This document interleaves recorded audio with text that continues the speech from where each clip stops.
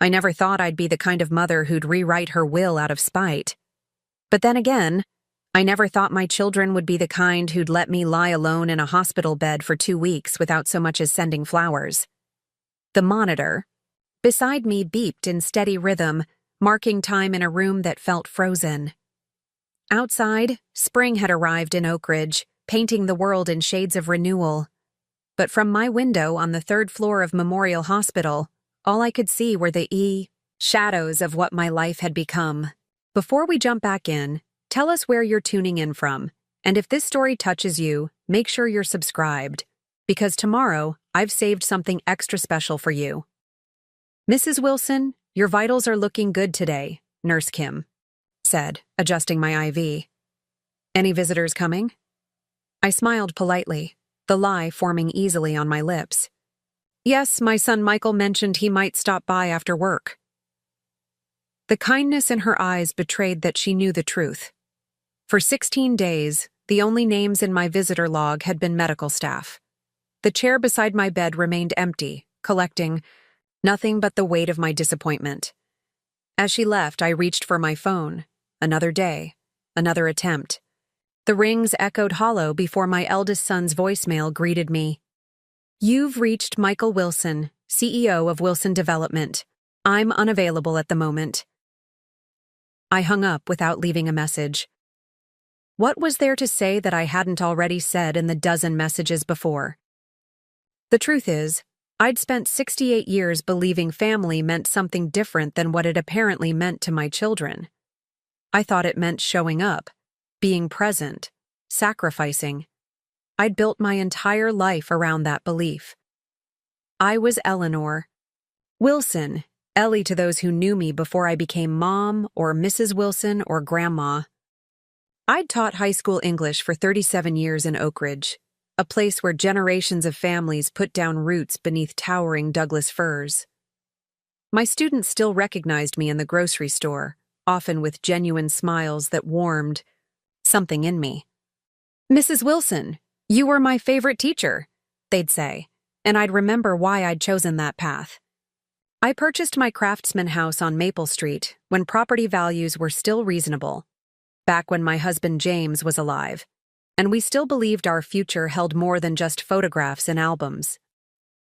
After James passed from a sudden heart attack 15 years ago, that house became my sanctuary, especially the garden where I coaxed life from soil with the same patience I'd once used to nurture 3 children. All 3 of my children had done well for themselves. Michael, my oldest at 48, had built a successful real estate development company. Becky, 45, was a marketing executive for a major corporation in Seattle. And Daniel, my youngest at 42, had made a fortune in tech startups before semi-retiring to pursue his passion for sailing. They were smart, driven, successful, everything. Apparent hopes for their children, or so I thought. Mom, we're just so busy right now, became their mantra. Phone calls grew shorter, visits more infrequent. Holidays were spent negotiating whose turn it was to host me, like I was a burden to be passed around. Last Christmas, I sat at Michael's gleaming dining table, watching my grandchildren, Ashley, 16, Tyler, 14, and Emma, 12, absorbed in their phones. Jennifer, Michael's wife, served a catered dinner while discussing their upcoming vacation to the Maldives. You should come visit sometime, Mom, Michael said, not looking up from cutting his roast. When things slow down. That would be lovely, I replied, knowing it would never happen. The pattern was similar with Becky and Thomas, who lived in a trendy Seattle high-rise. They'd invite me for precisely timed brunches where Becky would check her watch every few minutes. Daniel, perpetually traveling, would send expensive gifts with cards signed by his assistant. I never complained. I smiled and nodded and told them I understood. After all, isn't that what mothers do? We understand, we forgive, we make excuses. When my birthday arrived in February, I received a floral arrangement from Michael and Jennifer, with a card I'm certain Jennifer selected. Becky sent a text at 9:47 p.m., Daniel forgot altogether.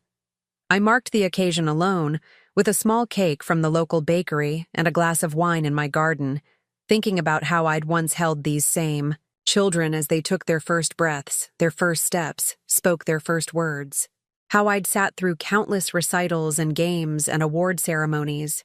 How I'd helped pay for their educations, their first cars, their wedding expenses. That evening, I found myself digging through old photo albums. There was Michael, gap-toothed and proud, holding up his science fair trophy. Becky in her ballet costume, all legs and determination. Daniel covered in mud after winning his first soccer championship. Where did we go wrong? I whispered to James's photograph on the mantel. His eyes, so similar to Daniel's, seemed to hold no answers. The next morning, I felt an unusual tightness in my chest while tending to my roses. I dismissed it as heartburn, took an antacid, and continued with my day. By evening, the pain had intensified, radiating down my left arm. Even then, I hesitated to call my children. Instead, I called 911 myself, locked the door behind me, and walked to the ambulance under my own power.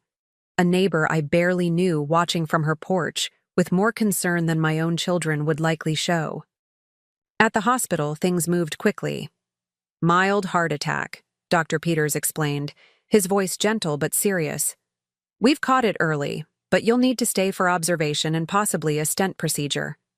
My children, I started, then paused. I should call them. He nodded, handing me my phone before stepping out to give me privacy.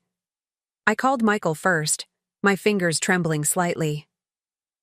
Mom, I'm in a meeting, he answered, his voice clipped. I'm in the hospital, I said simply. I've had a heart attack. The silence that followed lasted 3 beats too long. Are you okay? He finally asked. They're keeping me for observation. They mentioned a possible procedure. Okay, well, keep me posted. I've got investors here right now, but I'll try to swing by later if I can wrap this up. He hung up before I could respond. Becky didn't answer at all, so I left a voicemail. Daniel texted back an hour later. That sounds scary. Let me know if you need anything. In Cabo right now, but sending good vibes. Good vibes. My son was sending good vibes instead of his presence. I set my phone down and stared at the ceiling, counting the tiny holes in the acoustic tiles until the pain medication took effect, and I drifted into uneasy sleep. The next morning, Dr. Peters confirmed I would need a stent procedure. Is there someone we should contact to be here with you? He asked. I thought about lying, about preserving the fiction of a devoted family, but something in me had shifted. No, I replied. There's no one. His eyes held mine for a moment longer than necessary, and I wondered if he saw the shame there, the failure of a mother whose children couldn't be bothered to show up when she needed them most. The procedure was scheduled for the following day. I spent that night alone with my thoughts and the rhythmic sounds of the hospital. Nurses came and went, each kinder than the last. One brought me an extra blanket without being asked. Another snuck in a cookie from the cafeteria. Such small kindnesses from strangers while my own blood was too busy to call. As I was being wheeled to the cardiac catheterization lab, my phone buzzed with a text from Michael. In meetings all day, Jennifer might stop by with a care package. Jennifer never came, neither did Becky or Daniel. The procedure went well, Dr. Peters assured me afterward. Your heart is stronger than you think, Mrs. Wilson. If only he knew how wrong he was.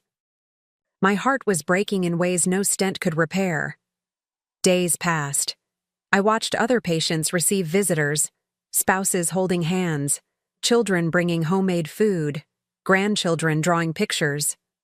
The flowers on their windowsills multiplied, while mine remained bare except for the arrangement from the hospital volunteer group. I made excuses for my children to the nurses. They live out of state, I lied. In truth, Michael lived 20 minutes away, Becky, an hour. Only Daniel had geographical distance as a legitimate excuse. On the 5th day, Becky finally called. "Mom, I'm so sorry I haven't made it there yet. This product launch is just consuming every minute. How are you feeling?" Preparing and narrating this story took us a lot of time, so if you are enjoying it, subscribe to our channel. It means a lot to us. Now back to the story. "Better," I said, and it wasn't entirely untrue. Physically, I was improving. Emotionally, something inside me was hardening, crystallizing into a clarity I hadn't possessed before. "That's great. Listen, I was thinking maybe we could move your follow-up care to a facility closer to Michael's. It would be easier for everyone to visit." Translation: it would be more convenient for them to pop in for obligatory 15-minute visits between more important engagements. "I'll think about it," I replied. Later that day, Dr. Peters came by during his rounds. He sat on the edge of my bed, something doctors rarely do, and asked me about my garden. Somehow we'd begun talking about it during one of his earlier visits. "The irises should be blooming now," I told him. "Purple and yellow ones, near the stone bench." He smiled. "I have a confession to make, Mrs. Wilson. I live in your neighborhood. I've admired your garden many times on my morning runs." "Really? Which house is yours?" "The Blue Craftsman on Cedar Street, just around the corner from you." "With the magnificent rhododendrons?" He nodded, looking pleased. "My wife's pride and joy." We talked for nearly an hour, about gardens, books, the town's history. It was the longest conversation I'd had with anyone in weeks. Before leaving, he hesitated. "Mrs. Wilson, Ellie, if I may, you should know that your recovery is going well. But healing isn't just physical." I met his gaze steadily. "What do you mean?" "I mean that sometimes the greatest injuries aren't the ones we can treat with medicine." He gestured to the empty visitor chair. "I've seen it before. Patients who heal more slowly because they're carrying other burdens." My eyes burned with sudden tears. "They're busy," I said weakly. "Important careers, families of their own." Dr. Peters nodded. "Of course, I understand. Busy. I work 80-hour weeks. But when my mother had her hip replaced last year, I took a week off. Because that's what family does." After he left, I lay awake thinking about that word, family. What did it mean anymore? Was it just shared DNA? Or was it something earned through presence, through showing up? On the 7th day, a floral arrangement arrived from Daniel. The card read, "Get well soon, Mom. Thinking of you." In handwriting that wasn't his. I placed it beside the volunteer flowers and tried to feel grateful. Michael finally visited on day 9. He came during his lunch break, stayed for exactly 22 minutes, and spent most of that time on his phone, putting out fires at work. He kissed my forehead before leaving, promising to return the next day. He didn't. Becky called again on day 12, apologizing profusely. The launch went sideways. "I'm working 16-hour days, Mom. I promise I'll visit as soon as things settle down." By day 14, I was cleared for discharge. Dr. Peters came by to go over my aftercare instructions. "Is someone coming to pick you up?" he asked. I nodded, another lie. I'd already arranged for a hospital transportation service to take me home. "Well, I'm glad to hear it," he said, though something in his expression told me he knew the truth. "You'll need some help for the first few days. No heavy lifting, limited stairs." "I'll be fine," I assured him. He handed me his card. "My personal number is on the back. If you need anything, medical advice or just someone to check your garden, please call." I was touched by the gesture, by this relative stranger showing more concern than my own children. As the transport service helped me into my empty house, I felt something shift inside me. The familiar walls, the photographs, the garden visible through the back windows, all of it looked different somehow, as if I was seeing it through new eyes. I made my way slowly to James's study, a room I rarely entered. His desk remained as He'd left it, neat and organized. I eased myself into his leather chair and opened the bottom drawer, removing a folder labeled Will and Testament. Inside was the document I'd updated after James's death, dividing everything equally among Michael, Becky, and Daniel. The house that had appreciated to nearly $1.2 million. The investments James had carefully cultivated, the life insurance, policy. All of it would go to 3 people who couldn't spare a few hours to sit with me in the hospital. I picked up the phone and dialed a number I hadn't used in years. Harmon and Associates, how may I direct your call? Robert Harmon, please. Tell him Eleanor Wilson is calling. Robert had been James's attorney and friend. He'd handled our affairs for decades. Ellie! His voice was warm, familiar. It's been too long. How are you? I need to make some changes to my will, I said without preamble. Can you come to my house tomorrow? I'm not supposed to drive yet. Of course, but is everything all right? I gazed at the family portrait on the wall, taken years ago when the children still smiled at me with genuine affection. No, I answered, honestly. But it will be. As I hung up the phone, I noticed a text from Michael. Hope you got home okay. Crazy day here. We'll try to call soon. I set the phone down without replying and turned instead to the window where my garden awaited. The irises were indeed in bloom, just as I'd told Dr. Peters. Purple and yellow heads nodding in the afternoon breeze, resilient and vibrant. For the first time in weeks, I smiled. Not the polite smile I'd offered the nurses or the brave one I'd worn for Dr. Peters. This was something different. The smile of a woman who had finally seen the truth, who was ready to bloom in unexpected ways. I picked up a pen and began to write, drafting notes for my meeting with Robert. My children had been too busy to visit me in the hospital, and now I would be too busy to include them in my will. Robert Harmon arrived at my doorstep exactly at 2 p.m., punctual as ever. Time had been kinder to him than to me. His once brown hair was now distinguished silver, but his posture remained upright, his eyes sharp behind horn-rimmed glasses. He carried a leather briefcase that looked identical to the one he'd had when James was alive. Ellie, he said warmly, taking my hand between both of his. You're looking well, all things considered. I smiled and ushered him in, moving more slowly than I would have liked. Tea? I've just made a pot. That would be lovely. We settled in the living room where afternoon light filtered through lace curtains, casting delicate patterns across the hardwood floor. I poured Earl Grey into James's old china cups, the ones I only used for special occasions or moments that required a certain formality. This felt like both. So, Robert said after taking a sip, you mentioned wanting to make changes to your will. May I ask what prompted this? I set my cup down carefully, the soft clink against the saucer filling the momentary silence.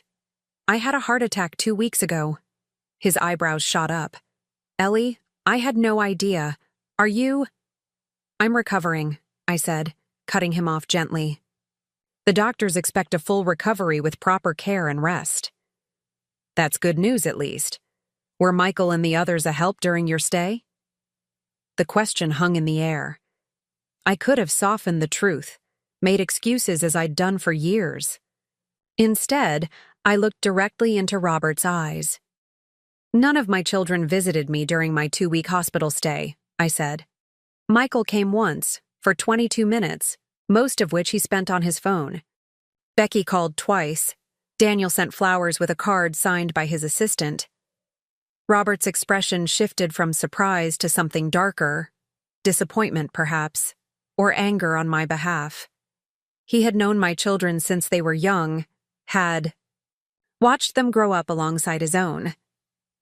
I see, he said finally, his tone carefully measured.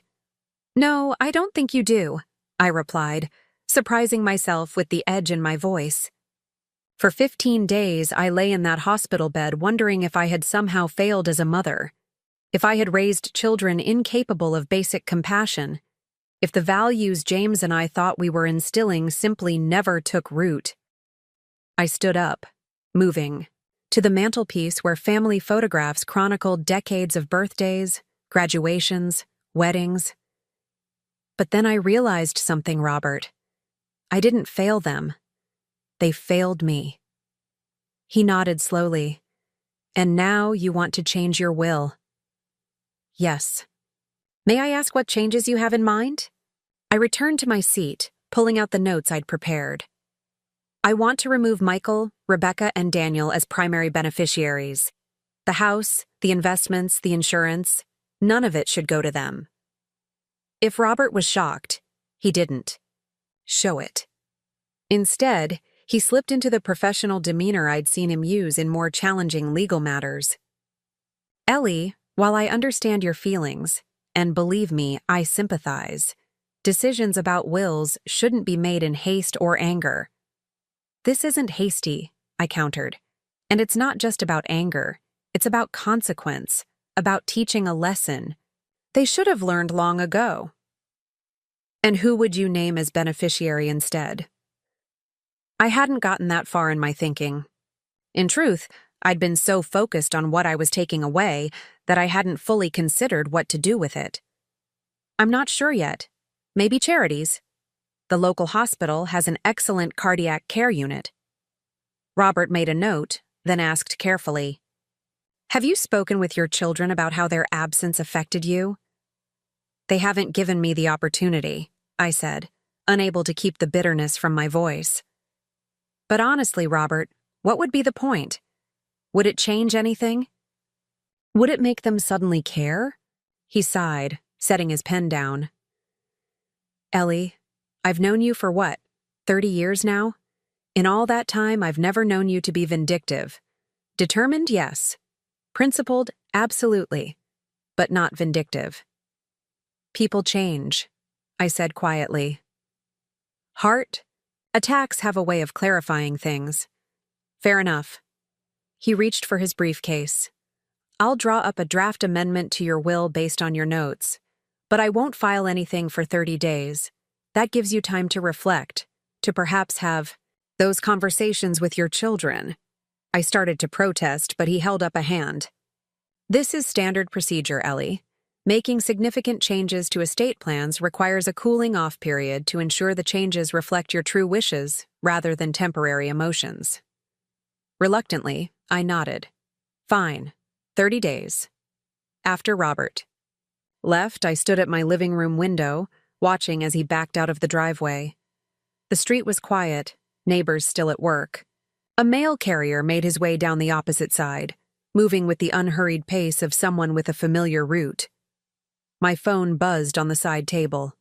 A text from Becky. "Hope you're settling in okay at home. We'll try to swing by this weekend, if this project wraps up." I didn't respond. Instead, I slipped on a light jacket and made my way carefully to the garden. It felt alien to move so cautiously through my own space, to approach the flower beds with such tentativeness. But the stitches from the stent procedure still pulled if I moved too quickly, a physical reminder of my new vulnerability. The garden welcomed me back with vibrant color and fragrance. I lowered myself onto the stone bench, feeling the cool surface through my thin slacks. This space had always been my sanctuary, the place where I felt most at peace. Today, though, there was a different quality to the solitude, less peaceful, more stark.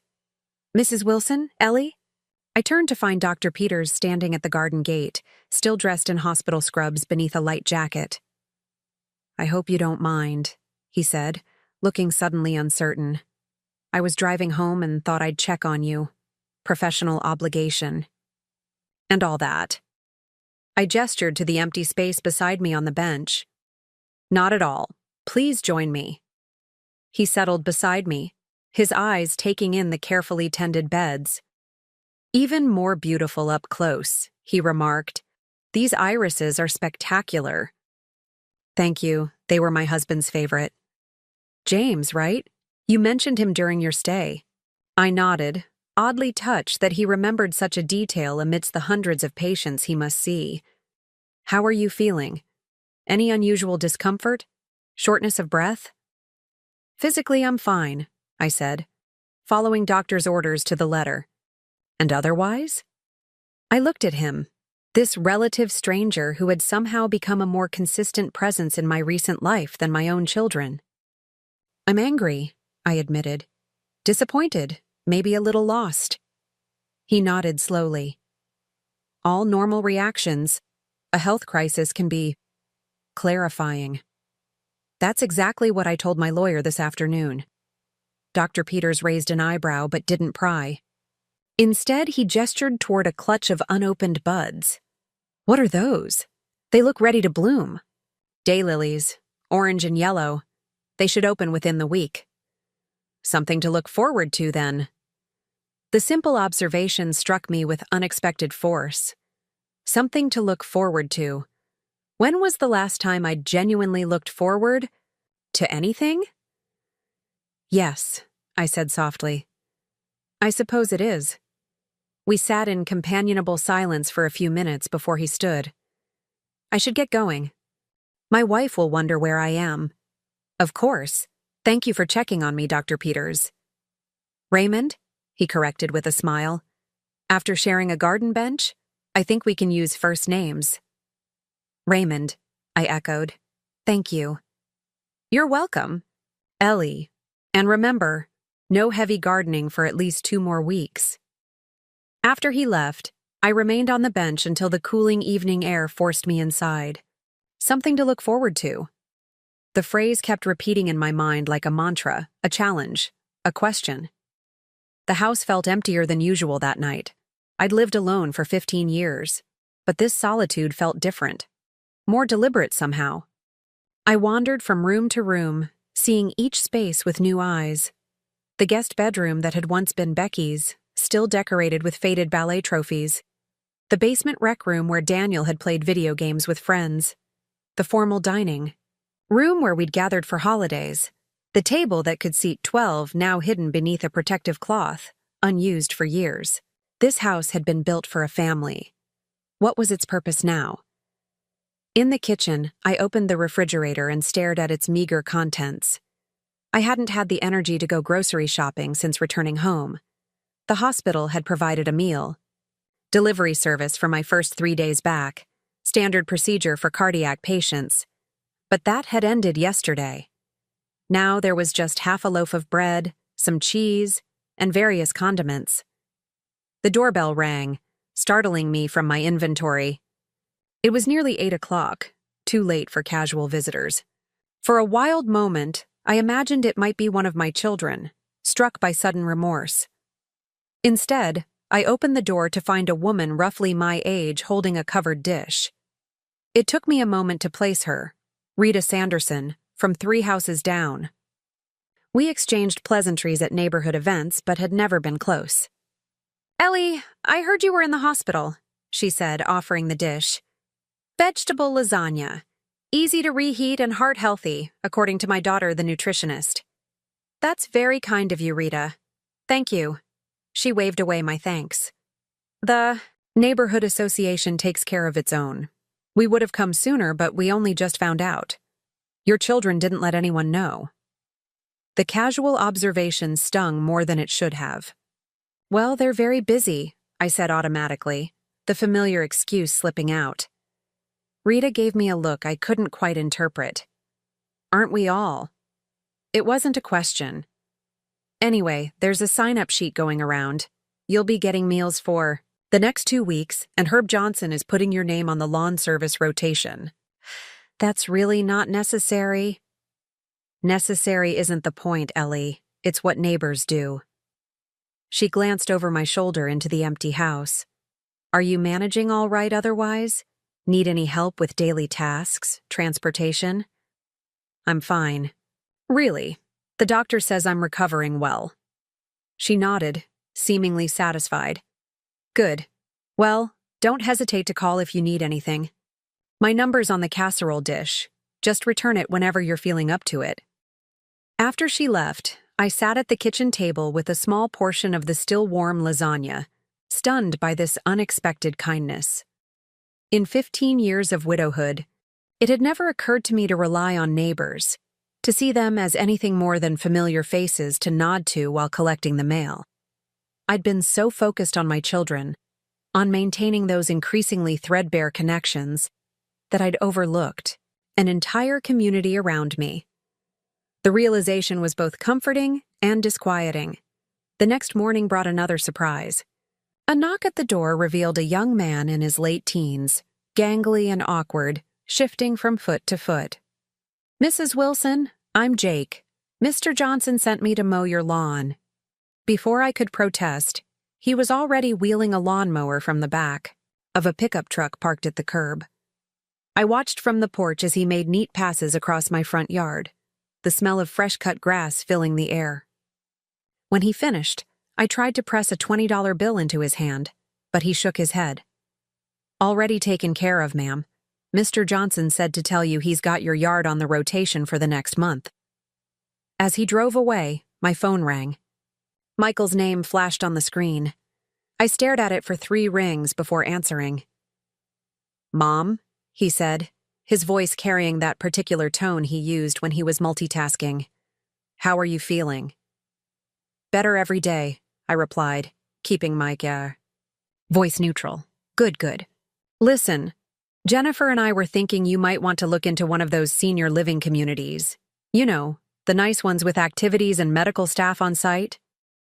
I sank into a chair, the air suddenly thin in my lungs. "What are you talking about, Michael?" "Well, after this heart thing, we're worried about you being alone in that big house. What if something happens and no one's there?" "Something did happen," I said quietly. "I had a heart attack and spent 2 weeks in the hospital, alone." The silence that followed was brief but telling. "Right. Well, that's exactly why we think a community might be better. There'd be people around, emergency services. There are people around here. My neighbors have been very supportive." He made a dismissive sound. "Come on, Mom. You barely know those people. This is about your safety." "Is it?" I asked, a dangerous calm settling over me. "Or is it about the house?" "What? No, of course not. What does the house have to do with anything?" "Oak Ridge has become quite valuable, Michael. Property values have tripled since your father and I bought this place. I imagine a developer like you knows exactly what this lot could sell for if it were available." His voice took on an edge I rarely heard directed at me. "That's unfair. I'm talking about what's best for you." "Are you? Because from where I'm sitting, it sounds like you're talking about what's most convenient for you." "Mom, you're being irrational. This is exactly why we're concerned." "I'm going to stop you right there," I interrupted, surprising both of us. "I am perfectly capable of managing my own life and making my own decisions. I will not be pressured into leaving my home because it makes you feel less guilty about neglecting me." "Neglecting? That's ridiculous. We're all just trying to—" "Goodbye, Michael." I ended the call and set the phone down with trembling hands. Almost immediately, it rang again. I ignored it, watching as his name flashed persistently for nearly a minute before going silent. A text followed. "This conversation isn't over. We need to talk about this rationally." I deleted it without responding. The audacity was breathtaking. 2 weeks of virtual silence while I lay in a hospital bed, and now suddenly he was deeply concerned about my welfare? Concerned enough to suggest I surrender my independence, my home, my garden? The anger that surged through me was so intense, it felt like a physical force, propelling me out of the chair and into James's study. I pulled out the folder Robert had left with me, the draft amendment to my will, not to be finalized for 30 days.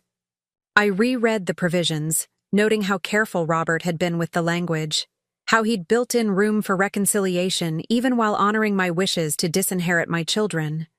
They didn't deserve such consideration. I picked up the phone again, this time dialing Robert's office. "Harmon and Associates." This is Eleanor Wilson. I need to speak with Robert, please. When Robert came on the line, I cut straight to the point. I want to accelerate the changes to my will. I don't need 30 days. He sighed, a sound heavy with understanding. What happened, Ellie? Michael just called to suggest I move into a senior living facility. For my own good, of course. I see. No, I don't think you do. He's never once asked about my recovery. Never offered to help with groceries or medication or anything practical. But he's suddenly very concerned about me living alone in a house that sits on nearly an acre of prime Oak Ridge real estate. Robert was silent for a moment. I understand your frustration, but this isn't frustration, Robert. This is clarity. I've spent decades making excuses for my children's indifference. I'm done. Another pause, longer this time. All right, I'll file the amendments tomorrow. But Ellie, there's something you should know about disinheriting children. What's that? It often leads to challenges after death. Allegations of undue influence, diminished capacity, coercion. It can get ugly. I hadn't considered that, but it didn't change my resolve. Then we'll make it ironclad, whatever it takes. That would mean psychiatric evaluations, perhaps. Videotape statements of intent. It's intrusive, Ellie. So be it. After hanging up, I sat at James's desk for a long time, staring at the photograph of us on our 30th anniversary, the last one before his death. We looked happy, unaware of how little time we had left together. James had been my anchor for so long. Without him, I'd allowed myself to become a footnote in my children's lives, grateful for whatever scraps of attention they deigned to give me. No more. The doorbell rang again, pulling me from my thoughts. This time, it was a middle-aged woman I vaguely recognized from neighborhood association meetings, bearing a tuna casserole. Behind her, I could see another neighbor unloading a small rototiller from his truck, heading toward my garden. "Hope you don't mind," the woman said, following my gaze. "Stan heard you weren't supposed to do heavy gardening for a while. He's just going to turn that new bed you'd marked out by the fence." I blinked back unexpected tears. That's incredibly thoughtful. She shrugged as if it were nothing. "That's what community is for, right? By the way, I'm Diane. I know we've met at the neighborhood picnics, but of course, Diane, please come in." I spent the afternoon getting to know a woman who had lived 4 blocks away for 8 years. We discovered a shared love of mystery novels, a mutual distaste for the city council's new parking regulations, and the fact that we'd both been teachers. She in mathematics, retired just last year. "You should come to book club," she said, as she was leaving. "First Thursday of every month. Nothing fancy, just wine and good conversation." For the first time since returning from the hospital, I felt something like anticipation. I'd like that. That evening, I received texts from both Becky and Daniel, clearly orchestrated by Michael. Becky: "Mom, we need to talk about your living situation. Michael says you're being stubborn." Daniel: "Hey, Mom, heard you had a rough call with Michael. Maybe consider what he's saying? We're worried about you." I didn't respond to either message. Instead, I sat in my garden as dusk fell, watching fireflies begin their nightly dance among the flowers. The neighbor, Stan, had done a beautiful job preparing the new bed. Come spring, it would be perfect for the rose bushes I'd been planning to add. My phone rang again. Becky this time. I let it go to voicemail, then listened to her message. "Mom, I don't know why you're being so difficult about this. We're trying to help. Michael found a really nice place in Maplewood Heights. It's like a resort, honestly. They have garden plots for residents and everything. Just call me back." "Okay." Garden plots. As if my carefully cultivated half-acre of botanical diversity could be replaced by a 4x4 patch of communal dirt. As if my life could be condensed and relocated for convenience, like furniture being rearranged in a room. The next morning brought a cascade of calls and texts, each more insistent than the last. Michael had apparently rallied his siblings into a unified front. The messages ranged from concerned to cajoling to thinly veiled threats. "Mom, if you won't be reasonable, we might need to look into guardianship options." That one, from Michael, sent a chill down my spine. I called Robert. Immediately. "They're talking about guardianship now," I said without preamble when he answered. "Can they do that?" "Not easily, no," he assured me. "You'd need to be deemed incapable of making your own decisions. A heart attack doesn't qualify, especially when you're clearly recovering well." But they could try? They could, but it would be an uphill battle without significant evidence of cognitive decline or self-neglect. "Is there something specific you're worried about?" I hesitated, then admitted, "I'm worried they'll make up something. Say I'm unstable or confused. Michael's always been persuasive when he wants something." Robert's voice took on an edge I rarely heard from him. "Ellie, listen to me. I've known you for 3 decades. You're one of the most level-headed people I've ever met. If Michael or anyone else tries to claim otherwise, they'll have me to deal with. And I'm a very, very good lawyer." His words steadied me. "Thank you, Robert. In the meantime, it might be wise to have a medical evaluation. On record. Cognitive function, decision-making capacity, the works. Makes it harder for anyone to claim you're not of sound mind. I'll arrange it. And Ellie, document everything. Every call, every text. Keep a record." After we hung up, I sat down with a notebook and began meticulously recording the morning's communications. Times, dates, exact wording where I could remember it. It felt strange, almost paranoid, to be documenting interactions with my own children as if preparing for legal battle. But Robert was right. I needed protection. The doorbell rang yet again, interrupting my note-taking. This time, it was Raymond. Peters, not in scrubs but casual weekend clothes. "Official follow-up visit," he said with a smile that softened the formality of the words. "Hospital protocol for cardiac patients 1 week post-discharge." I invited him in, oddly grateful for the interruption. He conducted a brief examination. Blood pressure, heart rate, a few questions about medications and symptoms. "Everything looks good," he pronounced, packing his stethoscope back into a small medical bag. "You're healing well, Ellie." I must have looked skeptical because he added, "Physically at least. The rest takes longer." "The rest?" "Finding your new normal. Adjusting to the reality that life has changed, even if the changes aren't visible." He glanced around the living room, taking in the family photographs, the well-worn furniture. It's often the emotional recovery that's the most challenging. Something about his matter-of-fact kindness broke through the careful composure I'd been maintaining. "My children want to put me in a home," I blurted out. "They think I can't manage by myself anymore." If he was surprised by this sudden confession, he didn't show it.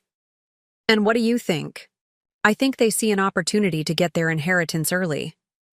He nodded slowly. "That's, unfortunately common. More common than we'd like to admit in medicine." "What do you mean?" "Family dynamics often shift when health crises happen. I've seen it countless times. Children who suddenly become very interested in a parent's assets under the guise of concern." He hesitated, then added, "I'm not saying that's definitely what's happening here, but it fits the pattern," I finished for him. "Yes." We sat in silence for a moment before he asked gently, "Do you want to stay in your home?" "More than anything." "Then fight for it, and know that you're not alone in that fight." After he left, I felt something settling in me, a resolve, a certainty. This house, this garden, this life, they were mine. Hard-earned, carefully tended, deeply loved. No one had the right to take them from me, especially not children who couldn't be bothered to visit me in the hospital. I picked up my phone and typed out a single message, sending it to Michael, Becky, and Daniel simultaneously. I will not be discussing senior living facilities, guardianship, or any changes to my living situation. My health is improving daily, and I am fully capable of managing my own affairs. Any further attempts to pressure me will be met with legal action. This is not up for debate. Then I blocked their numbers. It was a drastic step, one that sent a tremor of doubt through me even as I confirmed the action. These were my children, my flesh and blood. The people I had raised, loved, sacrificed for. Cutting them off, even temporarily, felt like severing a limb. But as I set the phone down, I also felt a profound sense of relief. For the first time in years, perhaps decades, I was putting myself first. My needs, my wishes, my dignity.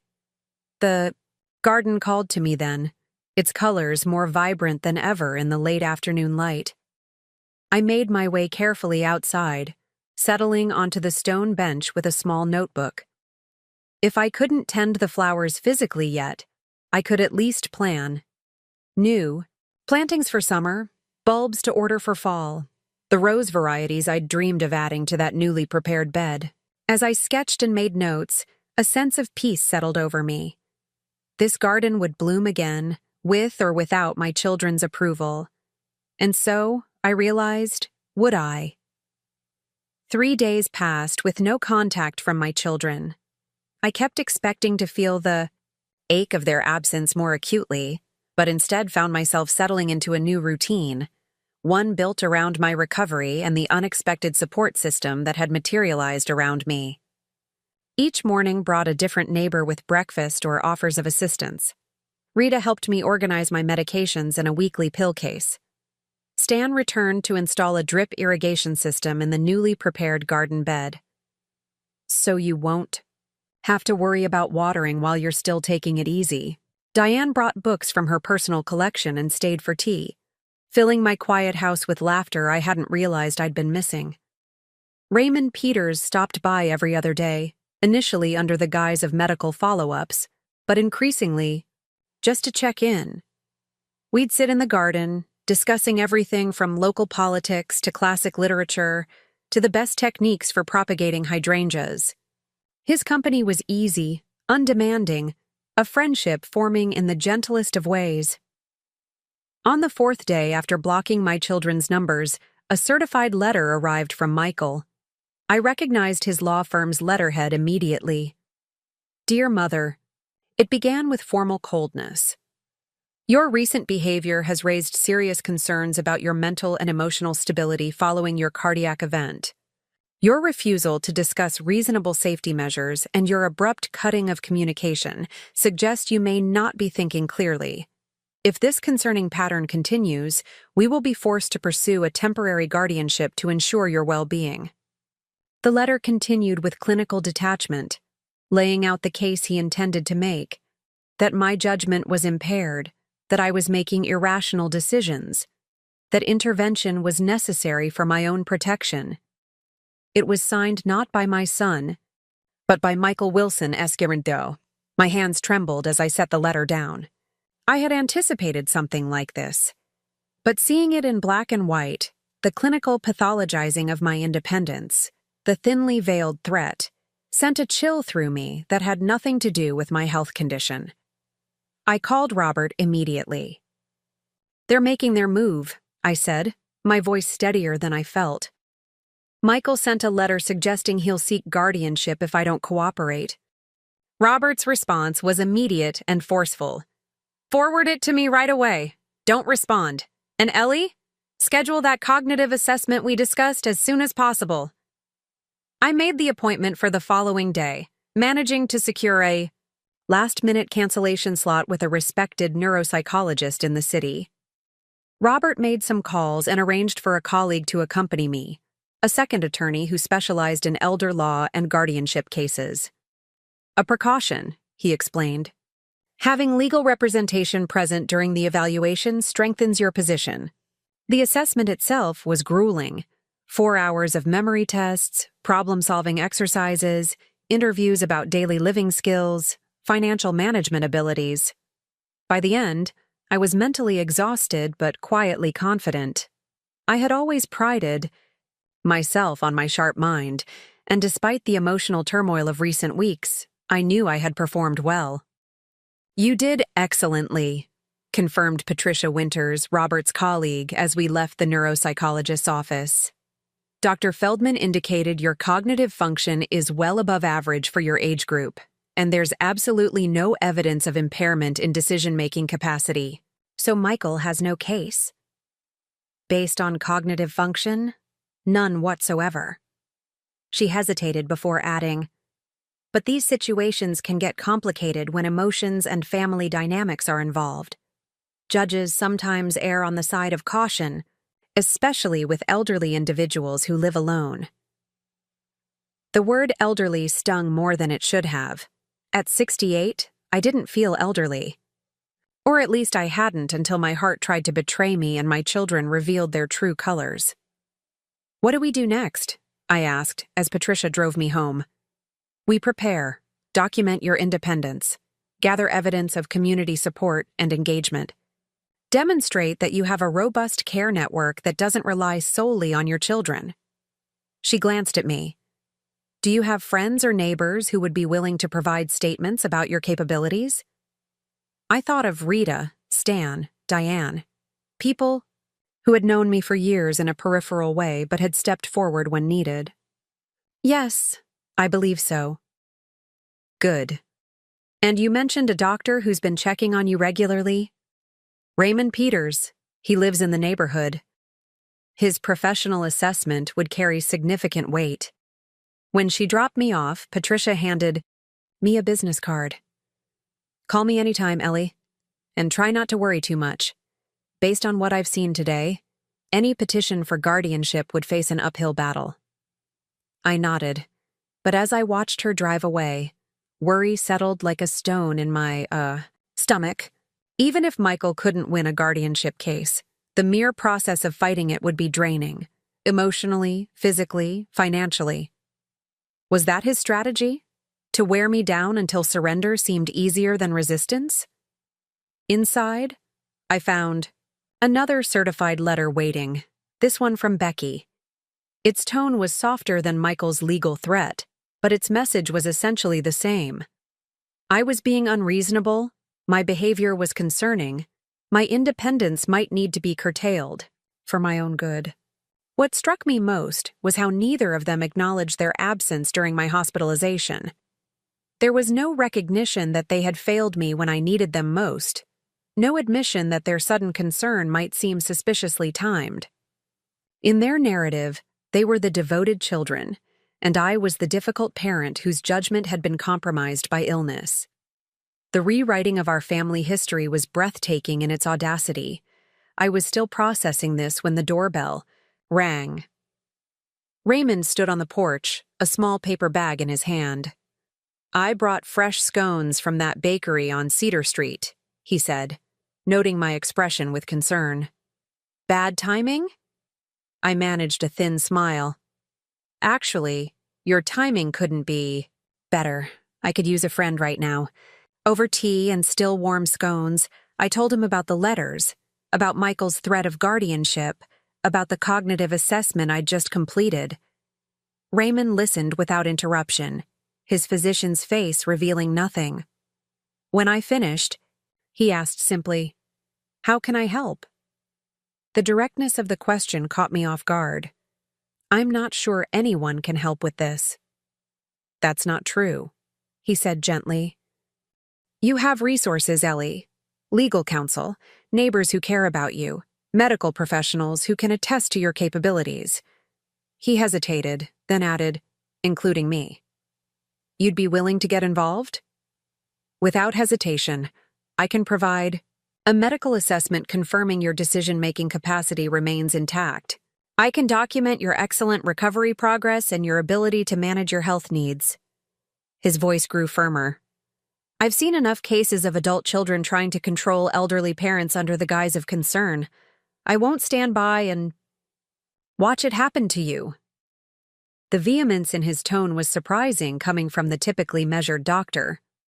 "This seems personal for you," I observed. He was quiet for a moment, his gaze shifting to the garden visible through my kitchen window. "My mother went through something similar after my father died. Her children from a previous marriage, my step-siblings, tried to force her into assisted living so they could sell her house." His jaw tightened at the memory. "She fought it, but the stress took a toll. She had a stroke during the legal proceedings and ended up in a facility anyway. Exactly what she hadn't wanted." "I'm so sorry." "It taught me something important about aging in our society. Too often, convenience masquerades as concern. Autonomy is treated as expendable once you reach a certain age." He turned back to me, his expression resolute. "I couldn't help my mother as much as I wanted to then. I was still in medical school without resources or influence, but I can help you now." That evening, after Raymond left, I sat in James's study again, surrounded by the accumulated evidence of our life together: photographs, books, the certificate of appreciation he'd received after 30 years at the same company. What would he think of all this? Of our children's behavior, of my response, of the legal battle potentially looming ahead? I could almost hear his voice, practical and direct as always. "They're showing you who they are, Ellie. Believe them." The next morning brought unexpected visitors. As I was having coffee on the back porch, a car pulled into my driveway, a sleek black SUV I recognized as belonging to Jennifer, Michael's wife. From it emerged not just Jennifer but also my 16-year-old granddaughter Ashley, looking uncomfortable and out of place. I steeled myself as they approached. Jennifer, leading with determined steps, Ashley trailing reluctantly behind. "Eleanor," Jennifer began without preamble, using my full name as she always did. "We need to talk." I remained seated, taking a deliberate sip of my coffee. "Hello, Jennifer." "Hello, Ashley." "What a surprise." Jennifer's expression tightened at my calm demeanor. She'd always been a woman who expected deference, particularly from her mother-in-law. "Michael is very concerned about your recent behavior. We all are." "How kind of you to worry," I replied evenly. "Would you like some coffee? I've just made a fresh pot." Ashley shifted awkwardly beside her mother. "Hi, Grandma," she said, softly, the first genuine words spoken since their arrival. "Hello, sweetheart. How's school? Still enjoying your photography class?" Jennifer cut in before Ashley could answer. "We're not here for small talk, Eleanor. This is serious. Michael says you've blocked everyone's numbers and are refusing to discuss practical solutions for your situation." "My situation?" I echoed, keeping my voice pleasant. "Your health crisis, your living arrangement, your future." She gestured vaguely around at my garden, my home, as if they were problems to be solved rather than the life I'd carefully built. "I'm recovering well, thank you for asking. My doctor is quite pleased with my progress." Jennifer's nostrils flared slightly. "That's not... And my living arrangement is perfectly suited to my needs. I have wonderful neighbors who check in daily. The garden is thriving. I've even joined a book club." Ashley's eyes widened slightly at this transformation in her usually accommodating grandmother. She glanced between Jennifer and me, a witness to the subtle power struggle unfolding on my back porch. "Eleanor," Jennifer tried again, her voice taking on the condescending tone one might use with a stubborn child. "This isn't about your garden or your book club. It's about safety and practicality. Michael has found an excellent community where you'd have everything you need. Except my home, my independence, my dignity." I set my coffee cup down carefully. "Tell me, Jennifer, why is Michael suddenly so concerned about my welfare? He couldn't spare 23 minutes to visit me in the hospital, but now he's researching senior living options?" Jennifer's face flushed. "That's unfair. Michael was dealing with the Westridge project deadline.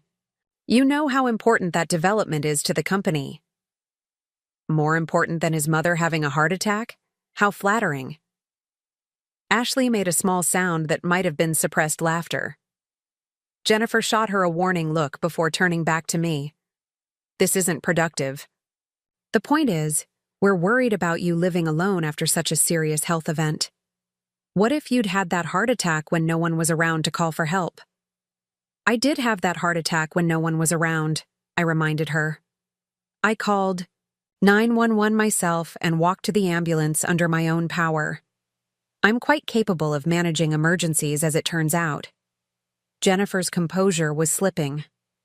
Michael said you might be difficult about this. Did he? How interesting that he sent you to deal with difficult me instead of coming himself.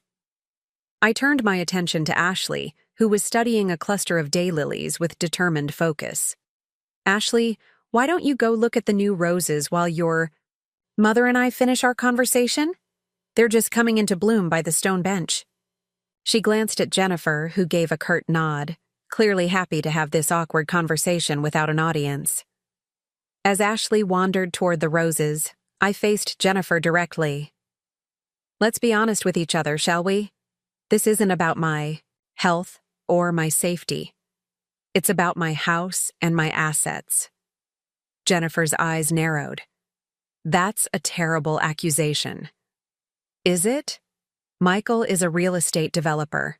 This property has tripled in value since James and I purchased it. The neighborhood is being rezoned for multifamily dwellings. Surely you can understand why I might question the timing of this sudden concern. You're being paranoid, she snapped, the veneer of solicitude finally cracking. This is exactly why Michael is worried about your mental state. I smiled, an expression that clearly unnerved her.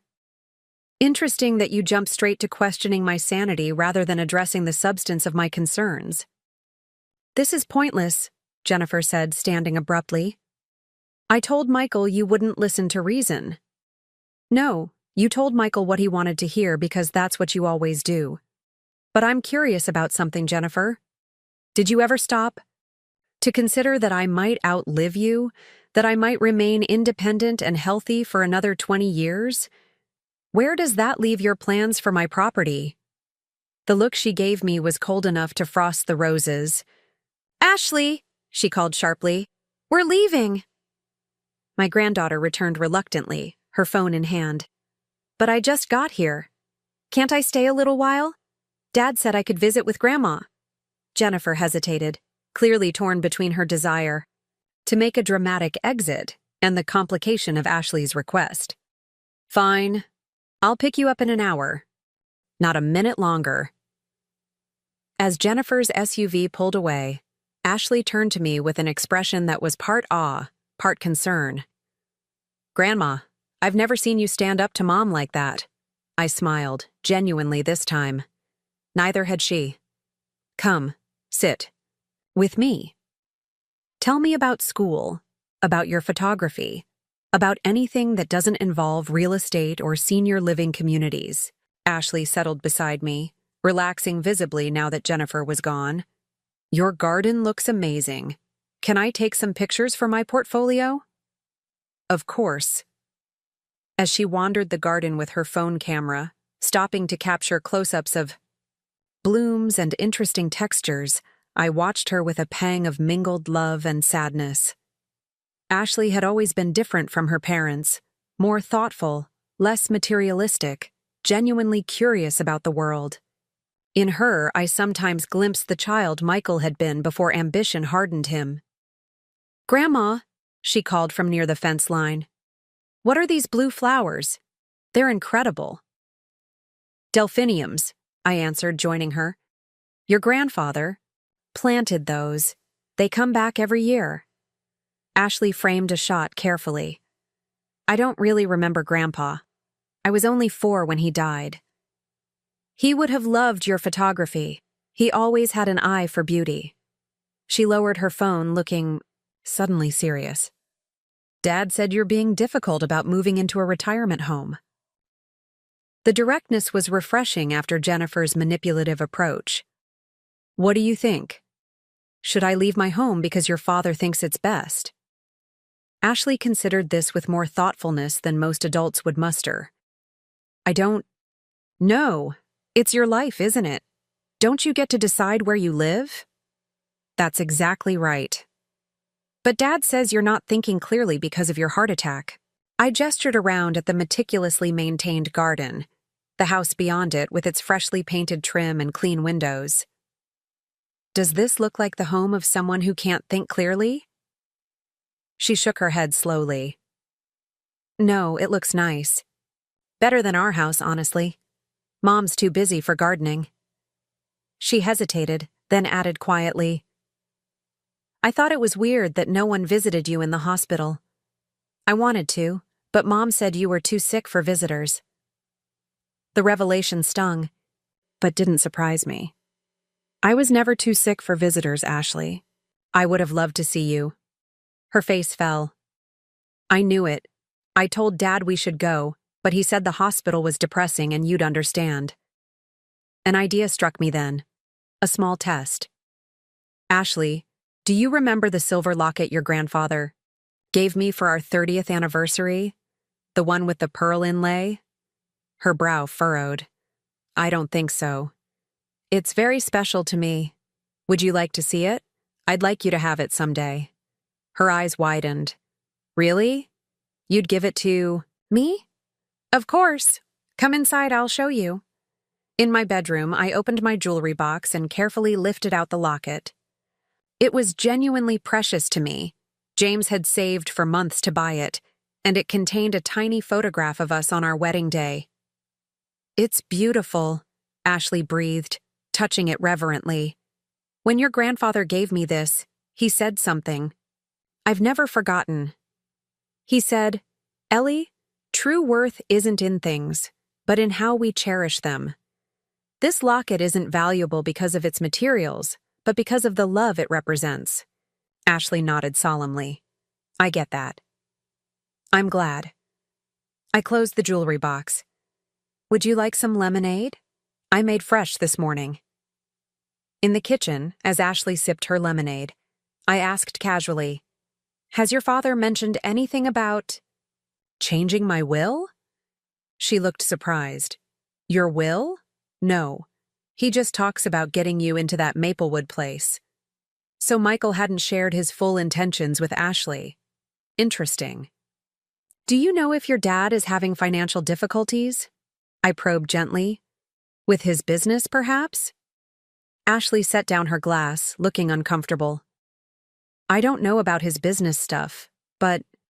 She hesitated, clearly weighing loyalty against honesty. Mom and Dad have been fighting about money lately. I heard them arguing about the mortgage and some investment that didn't work out. The piece clicked into place. Michael wasn't just after my property out of general greed. He needed it.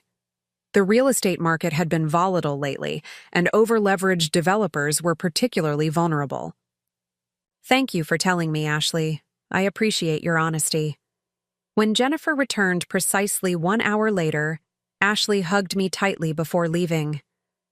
I'll come back soon, she whispered. I promise. I watched them drive away with mixed emotions. The visit had confirmed my suspicions about Michael's motivations, but it had also reminded me of what I stood to lose by cutting ties with my family. Not just the ungrateful adult children, but also the granddaughter who seemed to genuinely care. That evening, Robert called with an update. Good news, Ellie. Dr. Feldman's assessment was unequivocal. You scored in the top percentile for cognitive function in your age group. If Michael tries to claim diminished capacity, we have solid evidence to the contrary. That is good news. I agreed, though the victory felt hollow. But Robert, I've been thinking, is there a way to protect my assets and my autonomy without completely disinheriting my children? He was quiet for a moment. There are options. We could set up a trust with specific conditions, ensure your house and other major assets remain under your control during your lifetime, with distributions only after your passing, and perhaps with certain stipulations. What kind of stipulations? That varies widely. Some people require regular family visits or involvement during their lifetime. Others specify that beneficiaries must achieve certain milestones: education, community service, sustained employment. Some include ethical conduct clauses. I considered this. Could I require them to make weekly hospital visits if I'm ever admitted again? Robert chuckled softly. That's unusually specific, but yes, it could be arranged. The challenge would be verification. I'm not ready to give up on them entirely, I admitted. Especially Ashley. She's different from her parents. Then we'll find a middle path. Protection for you now, possibility for them later. After we hung up, I went to the back porch with a glass of wine. My first since the heart attack, doctor approved. In moderation. The garden was transitioning from day to evening, that magical hour when colors deepen and shadows soften. A gentle breeze carried the scent of jasmine from the trellis near the fence. My phone rang, a number I didn't recognize. I answered cautiously. Grandma? It's Ashley. I'm using my friend's phone. Ashley? Is everything all right? Yeah, I wanted to tell you something. She lowered her voice. After we left your house, Mom told Dad that you accused them of wanting your money and property. Dad got really upset and said some things. My heart sank. What things, sweetheart? He said you were being manipulative and paranoid. But then he said something weird about how your house was worth more as a teardown for condos than as a single-family home. It didn't sound like he was planning for you to live there much longer. The confirmation of my fears should have devastated me, but instead, it merely solidified my resolve. Thank you for telling me, Ashley. That was brave of you. I don't think they're being fair to you, she said, her voice small. And I don't think they're telling the truth about the hospital either. No, they're not. But let's keep this conversation between us for now, all right? I don't want you getting in trouble with your parents. After we said goodbye, I sat for a long time, watching darkness settle over the garden. The path forward was becoming clearer. I needed to protect myself from Michael's schemes while maintaining relationships with the family members who genuinely cared. Ashley, perhaps Daniel if he could be separated from his siblings' influence. The next morning, I called Patricia Winters, Robert's colleague who specialized in elder law. I'd like to discuss setting up a trust, I told her. One that protects my assets and independence during my lifetime, but still provides for certain family members under specific conditions after my passing. That's quite doable, she assured me. We'd need to meet to discuss details. Are you free this afternoon? I agreed to the meeting, then made a second call to Raymond. Would you be willing to serve as an independent medical evaluator if Michael pursues this guardianship nonsense? Your professional opinion would carry significant weight. Absolutely, he replied without hesitation. I've already started documenting your recovery progress and cognitive clarity in my notes, anticipating this might be necessary. With these pieces in motion, I felt a growing sense of control returning. My children had underestimated me, assuming that age and illness had rendered me passive and pliable. They were about to discover their mistake. Patricia arrived promptly at 2, a slim leather portfolio tucked under her arm. We settled in James's study, which had increasingly become my command center for this unexpected battle. Before we begin, she said, opening her portfolio, I should clarify something. Robert mentioned you're interested in creating conditions for inheritance rather than simply disinheriting your children. While that's certainly possible, enforcement can be challenging, particularly with subjective requirements like regular visits or showing proper respect. I nodded, disappointed but not surprised. What would you recommend? Objective, measurable conditions tend to be more enforceable. For instance, completing addiction treatment, maintaining steady employment, or achieving educational milestones. I considered this. My children don't have addiction issues and they're all professionally successful. The problem isn't their achievement, it's their character. Patricia smiled sympathetically. Character conditions are the most difficult to enforce. However, there are other approaches we might consider. For example, staggered distributions over time rather than lump sums. Or charitable provisions that match what your children contribute to causes you care about. I like that last idea, I said, thinking of the cardiac care unit that had treated me with such compassion. What about creating separate provisions? For each child, tailored to their specific circumstances and behavior? Absolutely. Your will and trust documents don't have to treat all children identically. You can structure different provisions for each beneficiary. We spent the next 2 hours outlining a comprehensive plan.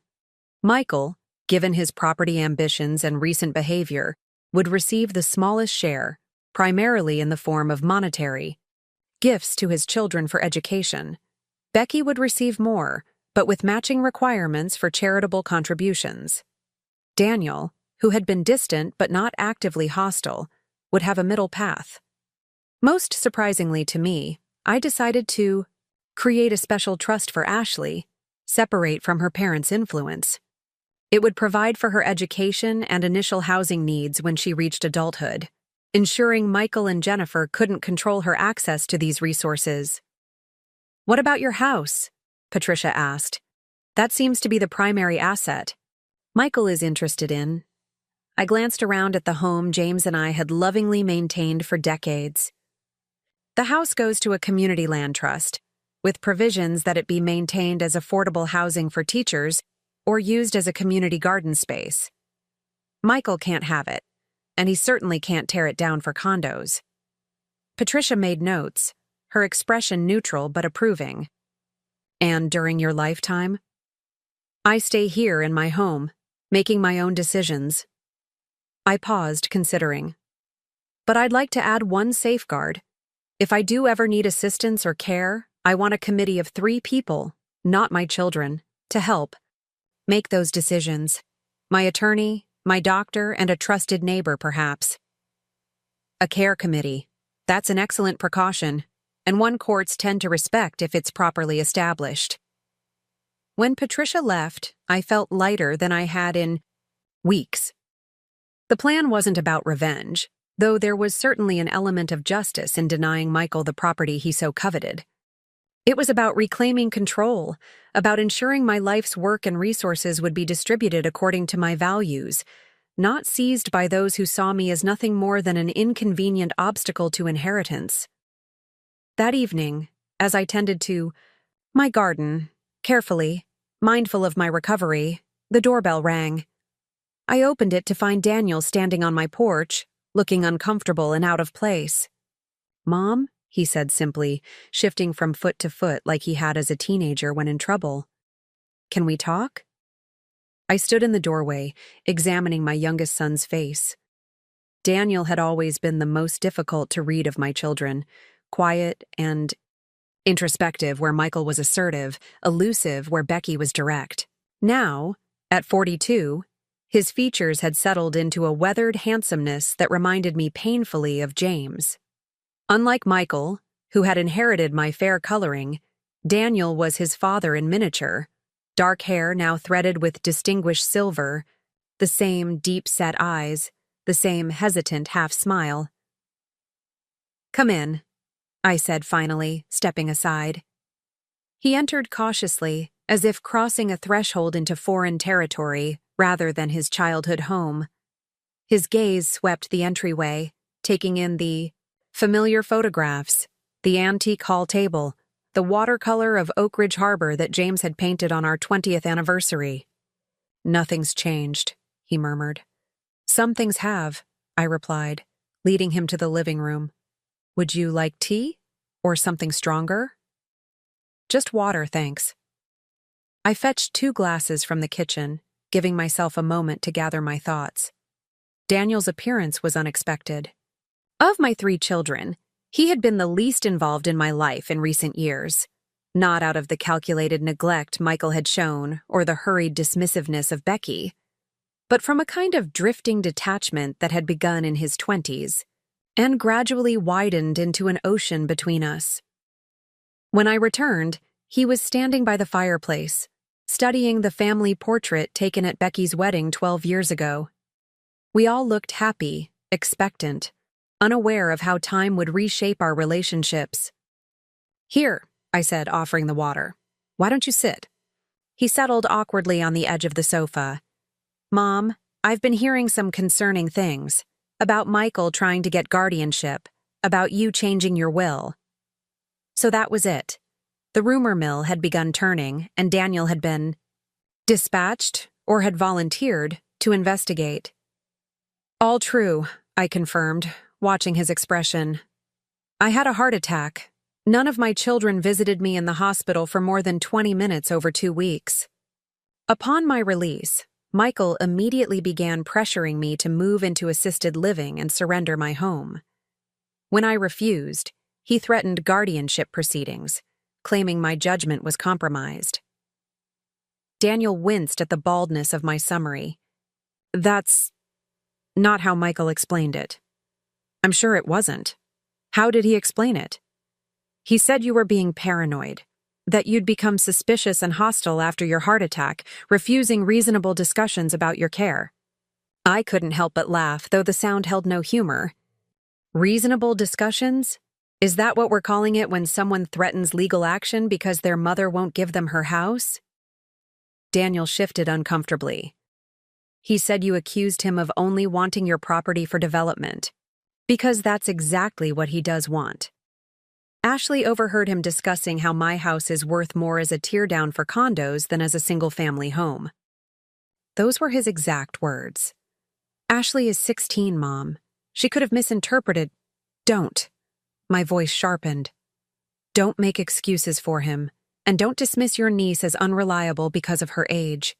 She has more integrity in her little finger than her father has in his entire body." Daniel looked taken aback by my vehemence. "I'm just trying to understand what's happening."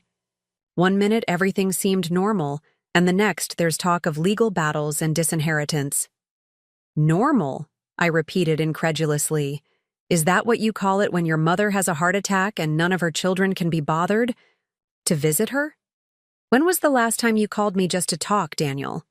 When was the last time you remembered my birthday without a reminder from your assistant?" He had the grace to look ashamed. "I've been busy." "Busy," I echoed. The universal excuse. Too busy for a phone call. Too busy for a hospital visit. But not, apparently, too busy to fly across the country when there's an inheritance at stake. Daniel flinched as if I'd slapped him. "That's not fair. I came because I'm concerned about you." "Are you? Or are you concerned about your share of the estate? Because I've noticed a pattern, Daniel. The only time my children show interest in my life is when they want something from me." He stood abruptly, pacing to the window. "This isn't you talking. The mother I know wouldn't say these things." "The mother you knew made excuses for her children's neglect. She pretended not to notice when birthdays were forgotten, when promises were broken, when her existence became an inconvenience. That woman died in a hospital room, Daniel, watching the door for visitors who never came." The silence that followed was heavy with the weight of truth neither of us had acknowledged before. Daniel stared out at the garden, his back to me, shoulders rigid with tension or emotion. I couldn't tell which. "I should have come to the hospital," he said finally, his voice low. "There's no excuse for that. It was the first genuine admission of wrongdoing any of my children had offered. And it caught me off guard. I'd prepared for defensiveness, for manipulation, for the same dismissive tactics Michael and Jennifer had employed. I hadn't prepared for contrition." "Yes," I agreed softly. "You should have." He turned back to me, his expression pained. "I can't speak for Michael or Becky, but I owe you an explanation at least. Not an excuse. There isn't one. But the truth about why I've been so absent." "I'm listening." Daniel took a deep breath. "Do you remember when Dad died? How I took it harder than anyone? How I couldn't even speak at the funeral?" I nodded. Daniel had been 27 when James passed, already living his own life, but still the child most emotionally dependent on his father. I never really recovered from that, he continued. Not properly. I threw myself into work, into sailing, into anything that would keep me from thinking about the hole his absence left. And somewhere along the way, I started avoiding you too. Why? I asked, genuinely puzzled. Because you remind me of him. The way you talk, your expressions, how you always know exactly what question to ask, to cut to the heart of things. Being around you meant feeling his absence more acutely. It was such a simple explanation, and yet one that had never occurred to me. All these years, I'd assumed Daniel's distance stemmed from the same self-absorption that seemed to afflict his siblings. The idea that it came from grief, from a wound that had never properly healed, was both painful and strangely comforting. You could have told me, I said gently. I know, I should have. But the longer it went on, the harder it became to bridge that gap. And then it was just easier to stay away, to send gifts instead of visiting, to keep conversations brief and superficial. I considered his words, searching for the ring of truth in them. Daniel had always been more introspective than his siblings, more prone to internal struggles he rarely shared. What he was describing fit the son I had known. I believe you, I said finally, about your reasons for staying away, but it doesn't change the fact that when I needed you, needed any of my children, no one came. I know, he acknowledged, and I can't change that. But I want to try to do better now, if you'll let me. I studied him, trying to separate genuine remorse from the same self-serving manipulation Michael had displayed. Why now, Daniel? Why not 6 months ago or a year ago? Why does it take a crisis and potential changes to my will to bring you back? He flinched at the implication. I deserve that suspicion. But the truth is, I didn't even know about your heart attack until 4 days ago. I was on a sailing expedition in the Greek islands, completely off-grid. When I finally checked my messages in Athens, there were multiple voicemails from Becky about you being in the hospital, changing your will, blocking everyone's numbers. The timeline matched what I knew of Daniel's travel habits. He often disappeared, for weeks at a time, sailing or hiking in remote locations. So you flew straight here from Greece? I asked, softening slightly. I had a layover in London, but yes, I came as soon as I heard. He hesitated, then added, not because of the will, Mom, because I realized what I'd done, what we'd all done. And I couldn't stand the thought of that being how things ended between us. I wanted to believe him. After weeks of calculated manipulation from Michael and Becky, Daniel's apparent sincerity was like cool water in a desert. But caution had become my new companion. What do Michael and Becky expect you to accomplish here? Are you their emissary, sent to talk sense into me? They don't know I'm here, he admitted. I haven't spoken to either of them directly. I only know what was in Becky's messages, that you were changing your will, that Michael was concerned about your mental state, that there had been some kind of confrontation with Jennifer. This surprised me. They don't know you're here? No. I wanted to see you without their narrative coloring everything. To make my own assessment. And what have you assessed, Daniel? Am I the paranoid, hostile woman Michael describes? The confused, ill mother who needs to be managed for her own good? He met my gaze directly. No. You seem exactly like yourself. Sharp. Perceptive. Justifiably angry. If anything, more formidable than I remember. For the first time since he'd arrived, I felt a genuine smile tug at my lips. Formidable. Not a word often used to describe mothers. Maybe it should be. We sat in silence for a moment, the air between us charged with decades of unspoken emotions, his grief, my disappointment, the complicated love that persisted despite it all. What happens now? He asked finally. With the will, with Michael's guardianship threat, with everything? I considered how much to share. Daniel seemed sincere, but he was still caught in the middle of a family conflict with serious legal implications. I've taken steps to protect myself. A neuropsychological evaluation confirmed my cognitive function is well above average for my age. I've retained specialized legal counsel, and I'm restructuring my estate plans to reflect my current priorities and values, which don't include your children, he said, a statement rather than a question. Which include consequences for actions, I corrected. Michael's behavior has been manipulative and potentially predatory. Becky has been his willing accomplice. Your absence, while perhaps differently motivated, still left me vulnerable and alone during a health crisis. Daniel nodded slowly. That's fair. More than fair, honestly. His acceptance surprised me. I had expected defensiveness, perhaps, even the same entitlement Michael had displayed. Instead, he seemed to understand the basic principle at work. Actions have consequences.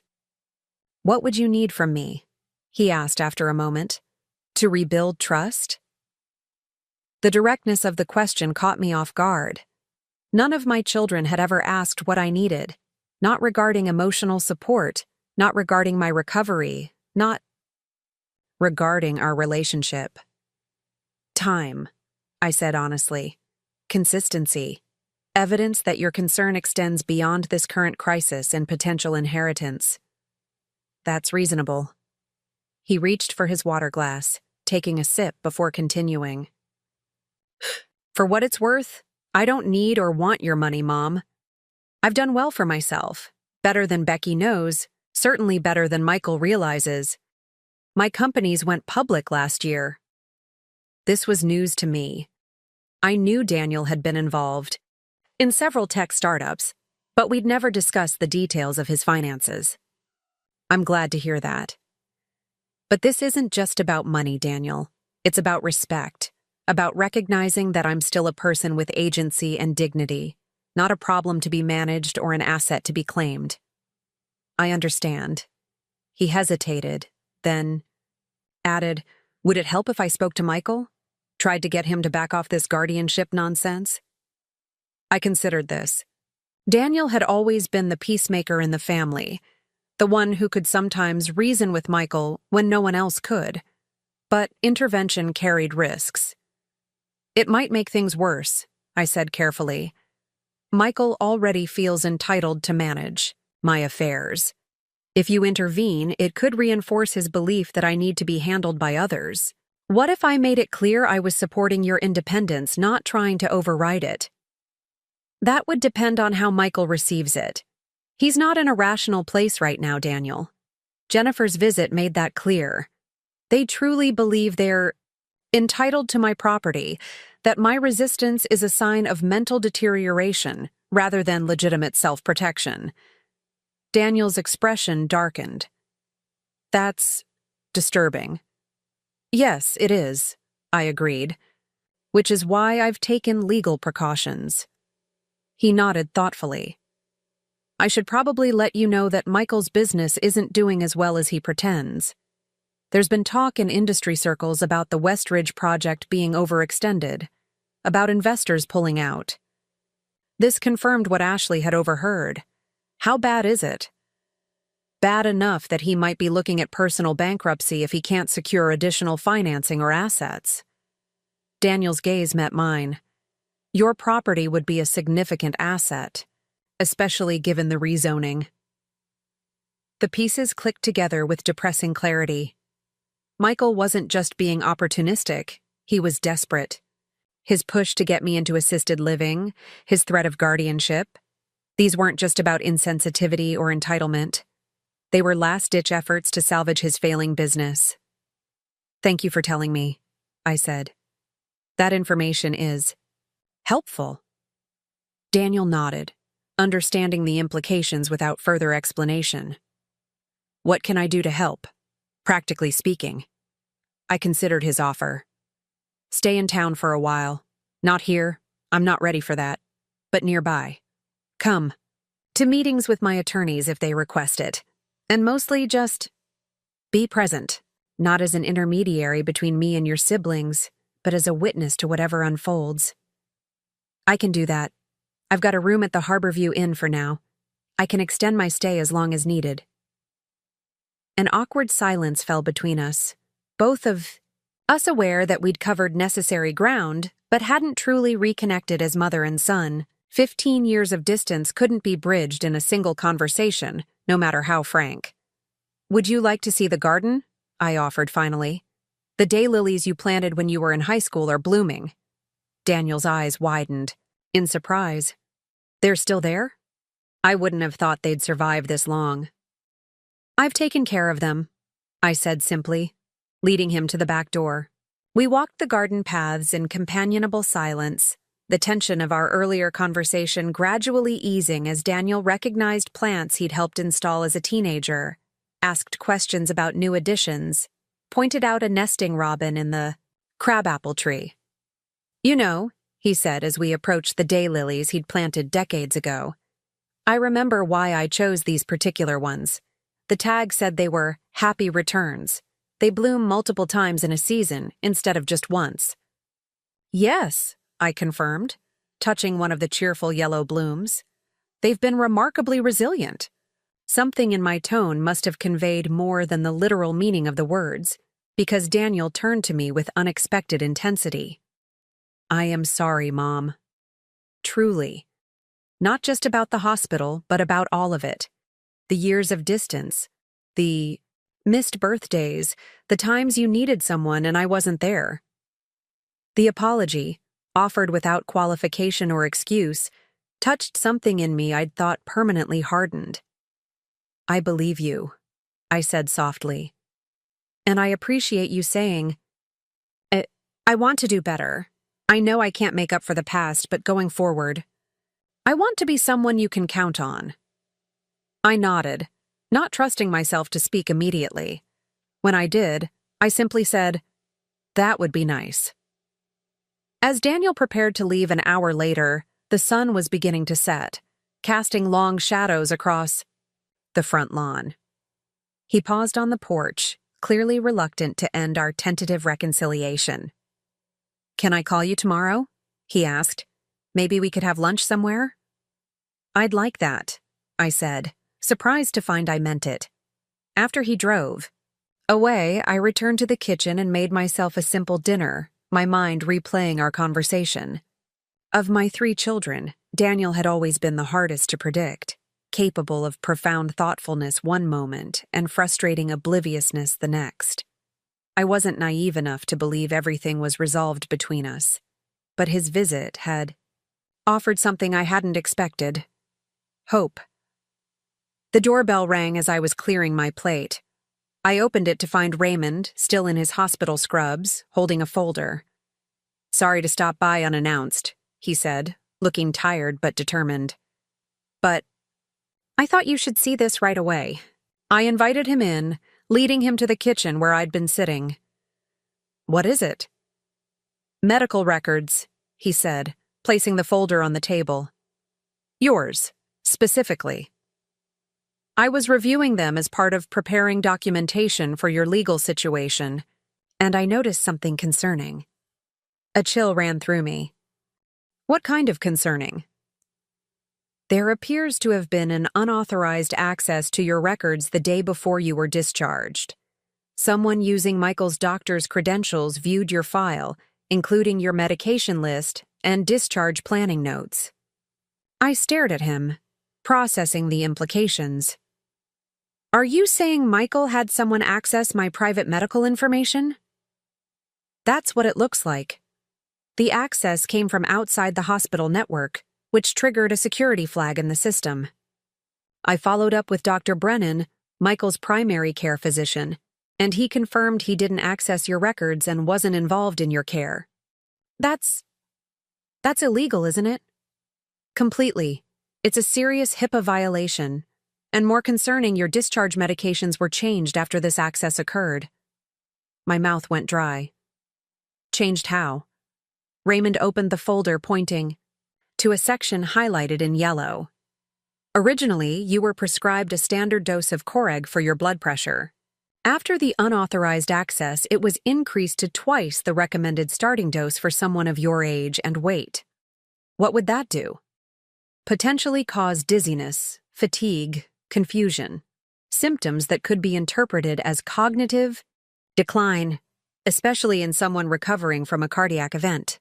The implication was so disturbing I could barely process it. Are you suggesting that Michael had my medication altered to make me appear mentally compromised? Raymond's expression was grave. I can't prove intent, but the timing is extremely suspicious, especially given his subsequent push for guardianship based on alleged cognitive impairment. I sank into a chair, my legs suddenly unsteady. How did you catch this?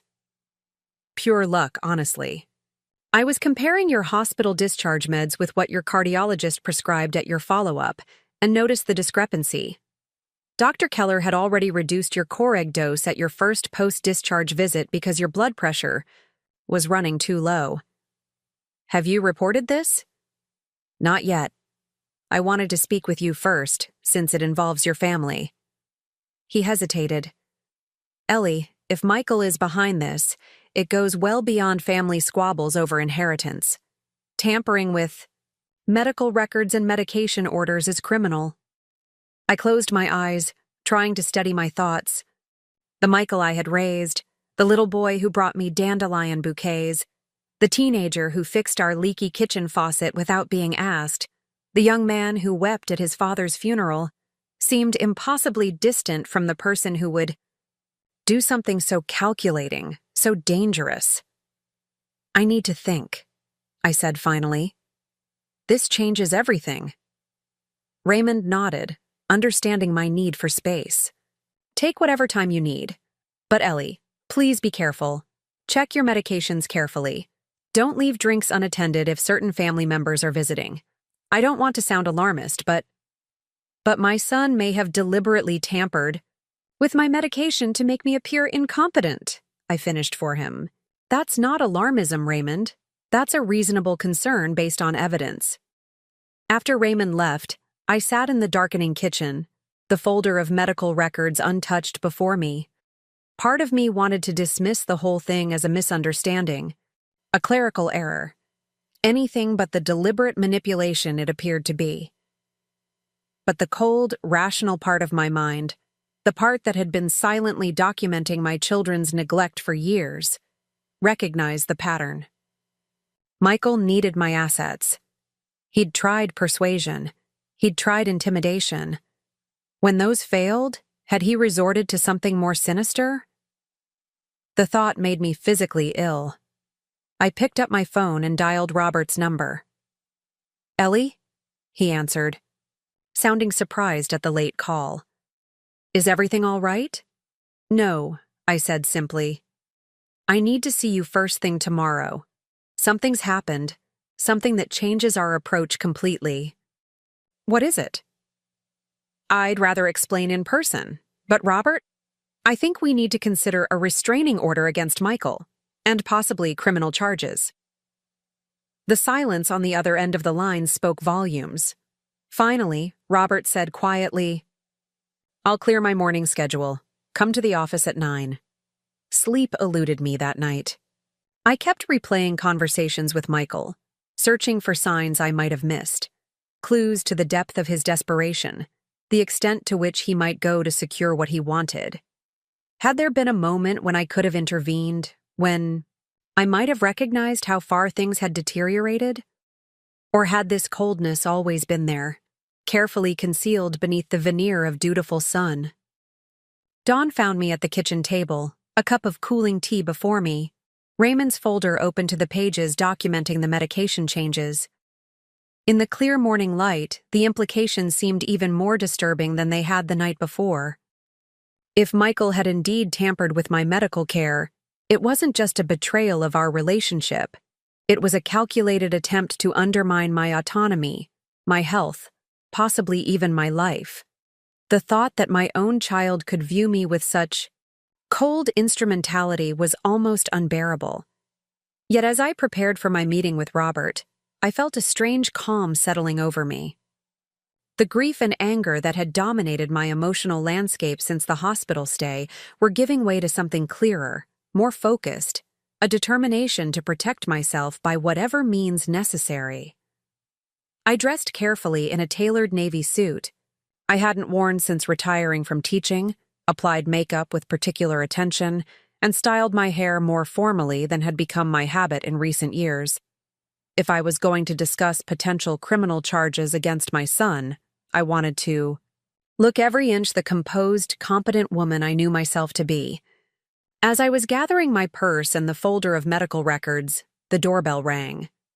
Through the peephole, I saw Becky standing on my porch, her professional demeanor firmly in place, crisp pantsuit, perfect makeup, the polished appearance of a woman accustomed to commanding attention in corporate boardrooms. I hesitated, tempted to ignore the bell and slip out the back. But something, perhaps the same steely resolve that had carried me through the past few weeks, made me open the door. "Mom," Becky began with practiced cordiality, "we need to talk." "We can talk later," I said, keeping my hand firmly on the door. "I have an appointment." Becky's practiced smile faltered. She wasn't accustomed to resistance, especially from me. "This is important, Mom. Family, important." "So is my appointment." I reached for my purse and the folder of medical records on the side table. "If you'd like to schedule a time to meet, you can call my attorney." Her eyebrows shot up. "Your attorney? Really, Mom? That's how we're handling family discussions now?" I met her gaze steadily. "When the family discussion involves potential medication tampering and fraudulent guardianship claims, yes." The color drained from her face. "What are you talking about?" "Ask your brother." I stepped onto the porch, forcing her to back up. "Now, if you'll excuse me." "Mom, wait." But I was already walking down the steps to my car, ignoring her calls behind me. There had been a time when Becky's distress would have stopped me in my tracks, when her slightest discomfort would have been my highest priority to address. That time was past. As I drove to Robert's office, my phone buzzed repeatedly with texts from both Becky and Michael. I ignored them all. Whatever damage control they were attempting would have to wait. For the first time in decades, my needs came first. Robert was waiting in the lobby when I arrived, his expression serious but reassuring. "This way, Ellie. Patricia is joining us." In the conference room, I laid out the folder of medical records on the polished table. "Raymond Peters. Discovered this yesterday. There was unauthorized access to my medical records using Dr. Brennan's credentials, Michael's doctor. My discharge medications were altered after this access." Patricia and Robert exchanged alarmed glances as they reviewed the highlighted sections. "The timing corresponds with Michael's push for guardianship," Patricia noted, flipping through the pages. "And the medication change could potentially cause symptoms that might appear as cognitive impairment." "Yes," I confirmed. "Raymond believes it was deliberate." Robert's expression had grown increasingly grave. "Ellie, if this is what it appears to be, we're beyond civil matters. This is criminal, potentially assault, medical fraud, identity theft." "I understand." My voice remained steady despite the churning in my stomach. "What do we do?" They laid out my options with professional clarity. We could report the medical records breach to law enforcement immediately. We could use it as leverage to force Michael to back off the guardianship claim. We could proceed with both civil and criminal actions simultaneously. "Before we make any decisions," Patricia cautioned, "we should verify the information independently. Hospital record systems are complex. What appears to be tampering could potentially be explained by other factors." Robert nodded in agreement. "I'll have our investigator look into it, discreetly. In the meantime, we should accelerate finalizing your new estate plan and formally contesting any guardianship petition before it can gain traction." By the time our meeting concluded 3 hours later, we had a comprehensive strategy in place. My new will and trust documents would be ready for signature the following day. A statement from Raymond documenting my mental and physical competence had been prepared. Letters to Michael's attorney, formally rejecting any claim of diminished capacity and threatening counteraction, were drafted and ready to send. "One more thing," Robert said as we wrapped up. "I'd advise installing security cameras at your home, Ellie. Given what we've discovered, it's a reasonable precaution." The suggestion sent a chill through me, the idea that I needed protection from my own children, but I nodded in agreement. "I'll arrange it today."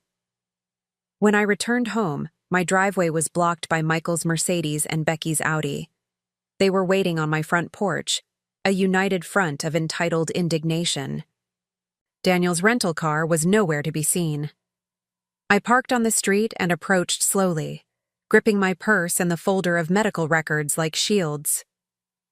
"Mom," Michael began immediately, his tone a practiced blend of concern and authority. "We need to discuss what's happening. These accusations you're making, they're completely unfounded." "Which accusations specifically?" I asked, stopping at the bottom of the porch steps. My directness seemed to throw him momentarily. "Becky mentioned something about medication tampering? That's absurd. I would never access my medical records without permission?" I interrupted.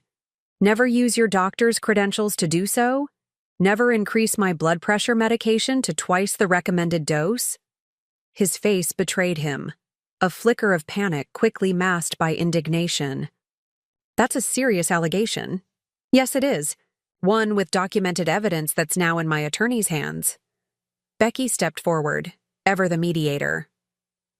"Mom, there's clearly been a misunderstanding. We're all under stress. Your health scare, these conflicts about your living situation, it's creating paranoia and suspicion where none is warranted." The smooth corporate tone, the careful framing. It was a performance I'd seen many times in family discussions, but never before had I recognized it so clearly for what it was. Manipulation. "No misunderstanding," I said calmly. "The hospital's security system flagged unauthorized access to my records. The IP address has been traced. The medication change occurred immediately after this access. These are facts, Becky, not paranoia." Michael's expression hardened. "You've lost perspective, Mom. This obsession with imagined conspiracies, these wild accusations, it only confirms our concerns about your mental state." "My mental state was formally evaluated yesterday by a neuropsychologist who found me to be in the top percentile for cognitive function in my age group. That report is also with my attorney." I regarded them both coldly. "Would either of you care to undergo the same evaluation? I'd be interested in the results." Michael flushed with anger. "This is ridiculous." "No, what's ridiculous is that my children abandoned me during a health crisis, then suddenly developed an intense interest in my welfare when they realized my house could solve financial problems they've been hiding from me," Becky gasped. "That's not—" "Michael's Westridge project is failing. Investors are pulling out. He needs assets to avoid personal bankruptcy." I turned to her. "And your company is in the middle of a restructuring that's left your position vulnerable, hasn't it? That's why you've been working such long hours. Why you couldn't spare time to visit your mother in the hospital." Their shocked expressions confirmed I'd hit my mark. Information truly was power, and for once, I had more of it than they did. "How did you—" Becky began, then stopped herself. "I may be old, but I'm not stupid. I have resources, connections." I gestured toward my house, "and apparently something you both desperately want." Michael recovered first, his voice hardening. "You're making a mistake, Mom, a serious one. We're trying to help you, to protect you, and you're twisting it into something ugly." "The only thing ugly here is tampering with an elderly woman's medication to make her appear incompetent so you can seize control of her assets." I met his gaze directly. Did you think I wouldn't find out? Did you think I was that helpless? This is insane, he hissed, but his eyes darted away, unable to maintain contact with mine. I want you both to leave, I said evenly. Any further communication can go through my attorneys. Mom, please, Becky tried once more, her voice softening to the cajoling tone she'd used since childhood when she wanted something. We're family. We can work this out without lawyers. We stopped being a family the moment your brother decided my house was worth more than my well-being. I climbed the steps, forcing them to move aside. Now get off my property before I call the police. As I unlocked my door, Michael made one last desperate attempt. You can't just cut us out, Mom. We're your children, your heirs. I turned to face them one final time. No, Michael. You're adults who made choices, and now you'll live with the consequences of those choices. I stepped inside and closed the door firmly behind me. Through the window, I watched them standing on my porch, momentarily stunned by the confrontation. Then Michael's face contorted with rage. He raised his hand as if to pound on the door, but Becky caught his arm, whispering urgently. After a tense moment, they retreated to their cars and drove away. I sank onto the bench in my entryway, my legs suddenly unsteady. The confrontation had taken more out of me than I wanted to admit.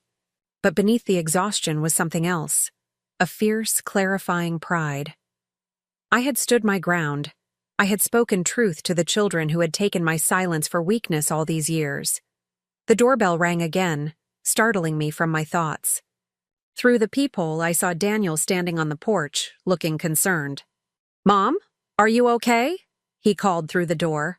I just saw Michael and Becky tearing out of here. I opened the door cautiously. Did they send you? No, he said, looking confused. I was coming by to see if you still wanted to get lunch. We had talked about it yesterday, remember? The simple, normal request, lunch with my son, struck me as surreally incongruous after the morning's events. I laughed, though the sound held little humor. Mom? Daniel's concern deepened. What happened?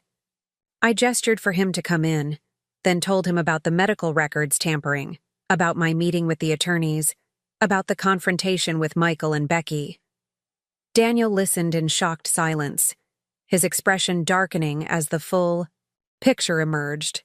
That's criminal, he said finally. Actually criminal, not just morally wrong. Yes, I agreed. That's exactly what my attorneys said. Are you going to press charges? I sighed, suddenly feeling every one of my 68 years. I don't know yet. Part of me wants Michael to face real consequences for what he's done. But another part still sees him as your son, Daniel finished quietly. Yes. Stupid, isn't it? After everything, I still remember holding him as a baby, teaching him to ride a bike, helping him with his college applications. I shook my head. Maternal love is remarkably persistent, even when it shouldn't be. Daniel reached out hesitantly, placing his hand over mine. It's not stupid, Mom. It's human. And it's what separates you from them, honestly. The observation struck me with surprising force. Yes, that was the difference. I still saw them as whole people, as my children despite their flaws. They had reduced me to an asset, an obstacle, a means to an end. You're right, I said softly. Thank you for that perspective. Daniel squeezed my hand. You don't have to decide anything today, about charges, about the will, about any of it. Give yourself time. His genuine concern, so different from the calculated performances of his siblings, touched something in me that had been frozen for too long. For the first time since James died, I felt the presence of family in the true sense of the word. Someone who saw me as a person, not just a role or a resource. I think I'd like that lunch now, I said, managing a small smile. I could use a change of scenery. Over sandwiches at a small cafe downtown, Daniel told me more about his life, his sailing adventures, his tech companies, his volunteer work teaching coding to disadvantaged youth. It was the kind of conversation we should have been having for years, the natural exchange of a mother and son catching up on each other's lives. "I've been thinking about moving back to this area," he said as we finished our meal. "I've been too untethered for too long." "Because of what's happening with me?" I asked, not wanting his decision to be based on crisis or obligation. "Partly," he admitted, "but mostly because this whole situation has made me realize what I've been missing. Community, roots, meaningful connections." I nodded, understanding. Daniel had always been the searcher in the family, looking for purpose beyond career success or material acquisition. In that way, he was most like James. "This town could use more good people," I said simply. We parted with plans to meet again the following day. As I drove home, I felt a curious lightness despite the morning's confrontations. Something had shifted, not just in my relationships with my children, but in my relationship with myself. I was no longer the accommodating mother, the background character in my own life. I had reclaimed my voice, my agency, my right to determine my own path. At home, I found Rita from next door waiting on my porch with a small group of neighbors. "Surprise garden committee meeting," she announced cheerfully. "Stan has some ideas for extending your irrigation system, and Diane brought catalogs for fall bulb planting."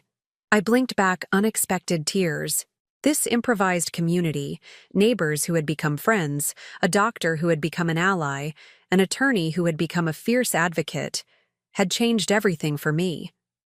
While my children had abandoned me in my moment of need, these people had stepped forward, asking nothing in return except the pleasure of my company. "Come in," I said warmly. "I'll make iced tea." As we gathered around my kitchen table, poring over garden catalogs and debating the merits of various bulb combinations, the simple normalcy of it was a balm to my spirit. Life would go on. My garden would bloom again next spring, with or without my children's participation. The next day, I signed my new estate planning documents in Robert's office. The provisions were firm, but fair. Michael would receive a modest cash bequest, nothing more. Becky's share was slightly larger, but structured as a charitable remainder, trust that would ultimately benefit the hospital's cardiac care unit. Daniel would receive a more substantial inheritance, reflecting his recent efforts at reconciliation, but even that came with conditions requiring continued meaningful engagement. In my life, most of my estate would now benefit causes I believed in: scholarships for future teachers, support for the local botanical garden, funding for cardiac care and research. Ashley would receive a separate trust for her education and early adult needs, carefully structured to prevent Michael and Jennifer from accessing it. "Are you comfortable with these terms?" Robert asked as I signed the final page. "Very," I confirmed. "They reflect my values and priorities accurately." "And regarding the medical records issue, have you decided how to proceed?" I had given this considerable thought over the past 24 hours, weighing justice against peace, retribution against closure. "I want the hospital to conduct a full investigation," I said finally. "They need to address the security breach, and there should be consequences for whoever accessed my records improperly. But I'm not seeking criminal charges against Michael personally. At least not yet." Robert nodded, understanding. "A reasonable approach. It establishes boundaries without escalating the conflict unnecessarily." As I left his office, my phone buzzed with a text from Raymond. "Security system installation team arriving at your house at 2 p.m. I'll stop by after my shift to make sure everything's set up properly." His thoughtfulness brought a smile to my face. Our friendship had deepened, remarkably in the weeks since my hospital stay. While I wasn't ready to define it as anything more than friendship, I found myself looking forward to his visits, enjoying his company in a way I hadn't enjoyed anyone since James. The security system was a necessary precaution, not just against potential intrusions from Michael, but as documentation should any further questionable incidents occur. The team installed discrete cameras covering all entrances and the perimeter of the property, along with a monitoring system I could access from my phone or computer. "All set, Mrs. Wilson," the lead technician said as they finished. "The system's active now. You'll get alerts for any unexpected movement or access attempts." I thanked them, trying not to dwell on the strangeness of needing such protection from my own family. As promised, Raymond stopped by after his shift to review the setup with me. "This is good," he said, examining the camera placements. "Comprehensive coverage without being obtrusive. And the mobile alerts give you an extra layer of security." We settled on the back porch with glasses of lemonade, watching the evening light gild the garden. There was an easy comfort between us now, the natural rhythm of two people who enjoyed each other's company without demands or expectations. "How are you really doing with all this?" he asked after a comfortable silence. "It's a lot to process." I considered the question carefully. "I'm sad," I admitted. "Sad that my relationship with two of my children has deteriorated to this point. Sad that it took a health crisis and inheritance dispute for me to see clearly what had been happening for years." He nodded, understanding. "But I'm also, I don't know if relieved is the right word," I continued. "There's a clarity now that wasn't there before. I'm no longer making excuses for inexcusable behavior. I'm no longer diminishing my own needs and worth to accommodate their convenience." "That's not just clarity," Raymond observed. "That's strength." Perhaps he was right. The woman I had been before the heart attack, the one who made excuses for her children's neglect, who accepted crumbs of attention with pathetic gratitude, seemed like a stranger to me now. "My mother used to say that difficult times show us who people really are," I mused. "I always thought she meant we discover the hidden strength in others during crises. Now I wonder if she meant we discover their true character, and our own." "Probably both," Raymond suggested. "Crisis strips away pretense. We act from our core selves, for better or worse." 3 days later, Daniel helped me host a garden party for my neighbors and new friends. We set up tables on the lawn, strung fairy lights through the trees, and prepared simple but elegant refreshments. Rita brought her famous lemon bars. Stan arrived with a wooden garden bench he'd crafted himself, a gift to replace the aging stone one where I often sat to read.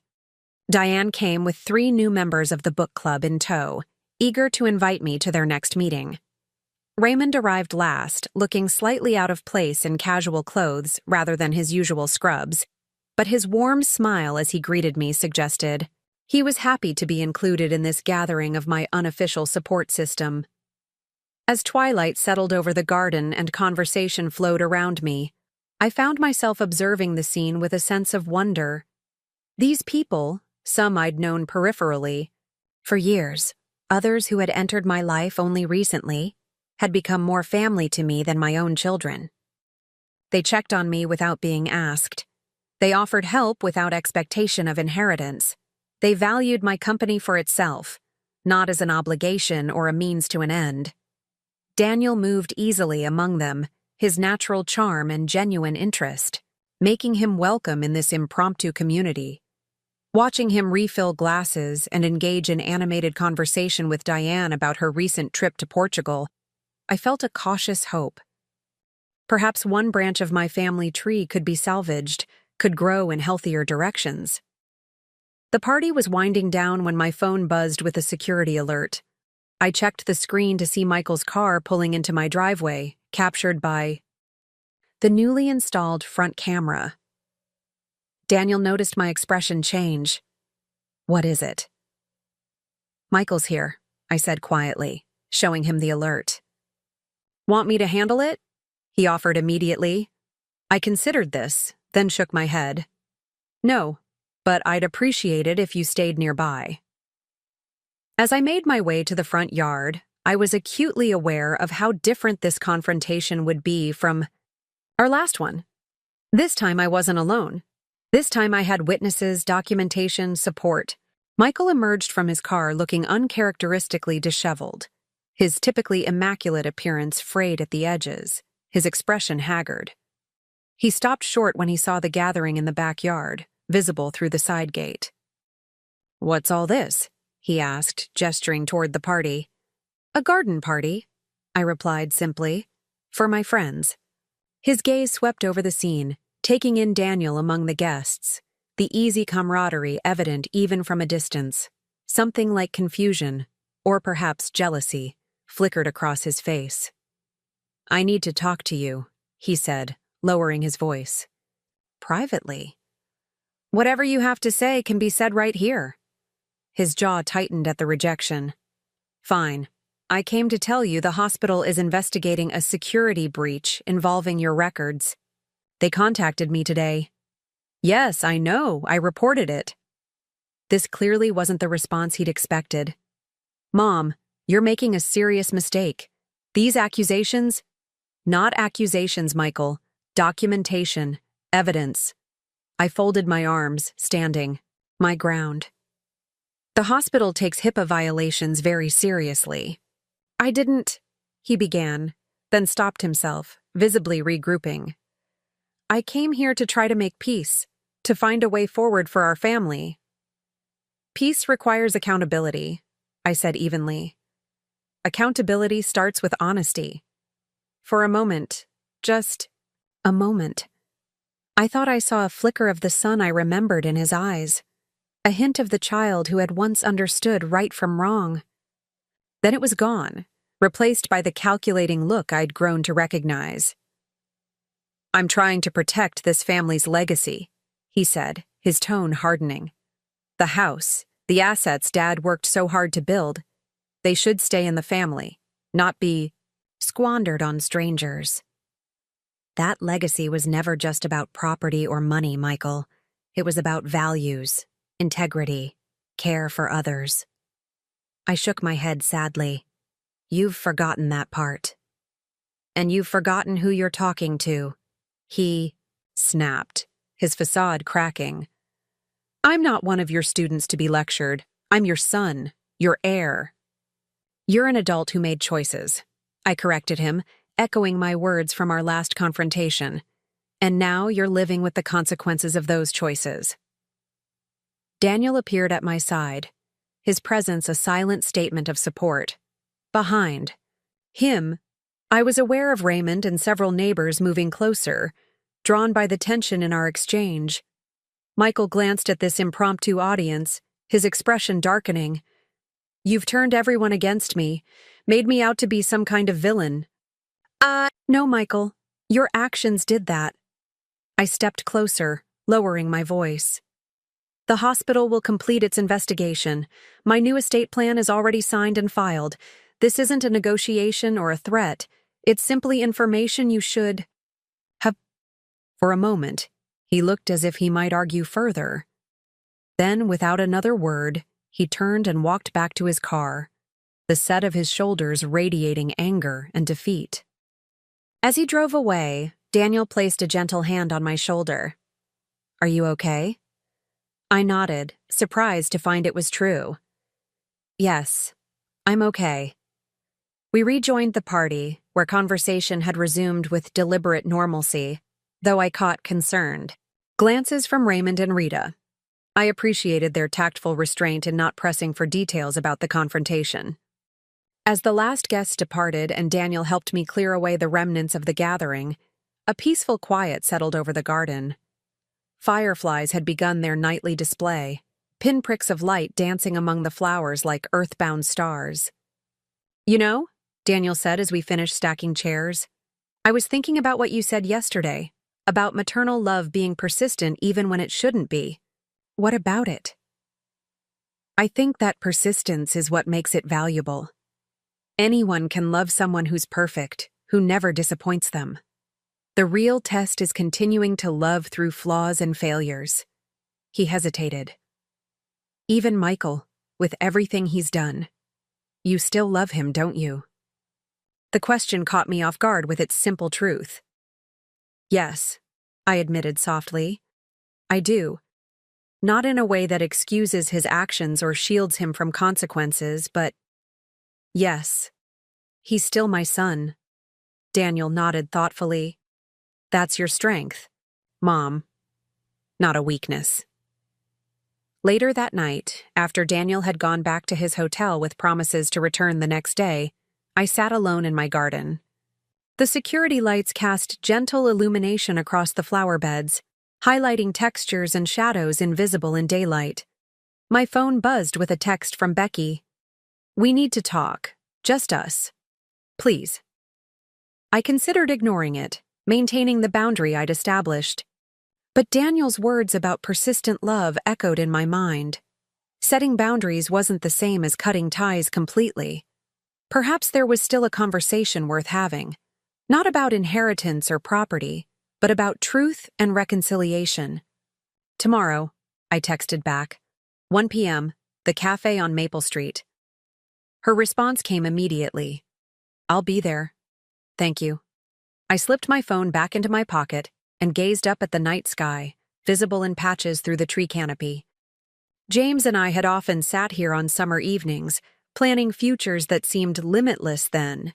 Vacations we would take when the children were grown, projects we would complete together in retirement, grandchildren we would spoil. Life had taken different turns than we'd anticipated. Widowhood had come too early. Children had grown into adults I barely recognized. Relationships I'd assumed were unbreakable had revealed their fragility. Yet here I was, still standing, still growing, still capable of setting boundaries and extending grace in equal measure.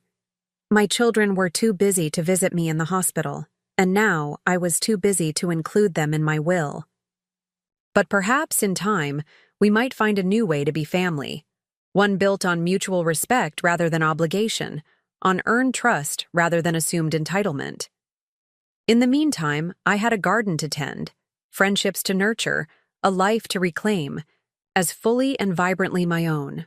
Up next, you've got 2 more standout stories right on your screen. If this one hit the mark, you won't want to pass these up. Just click and check them out.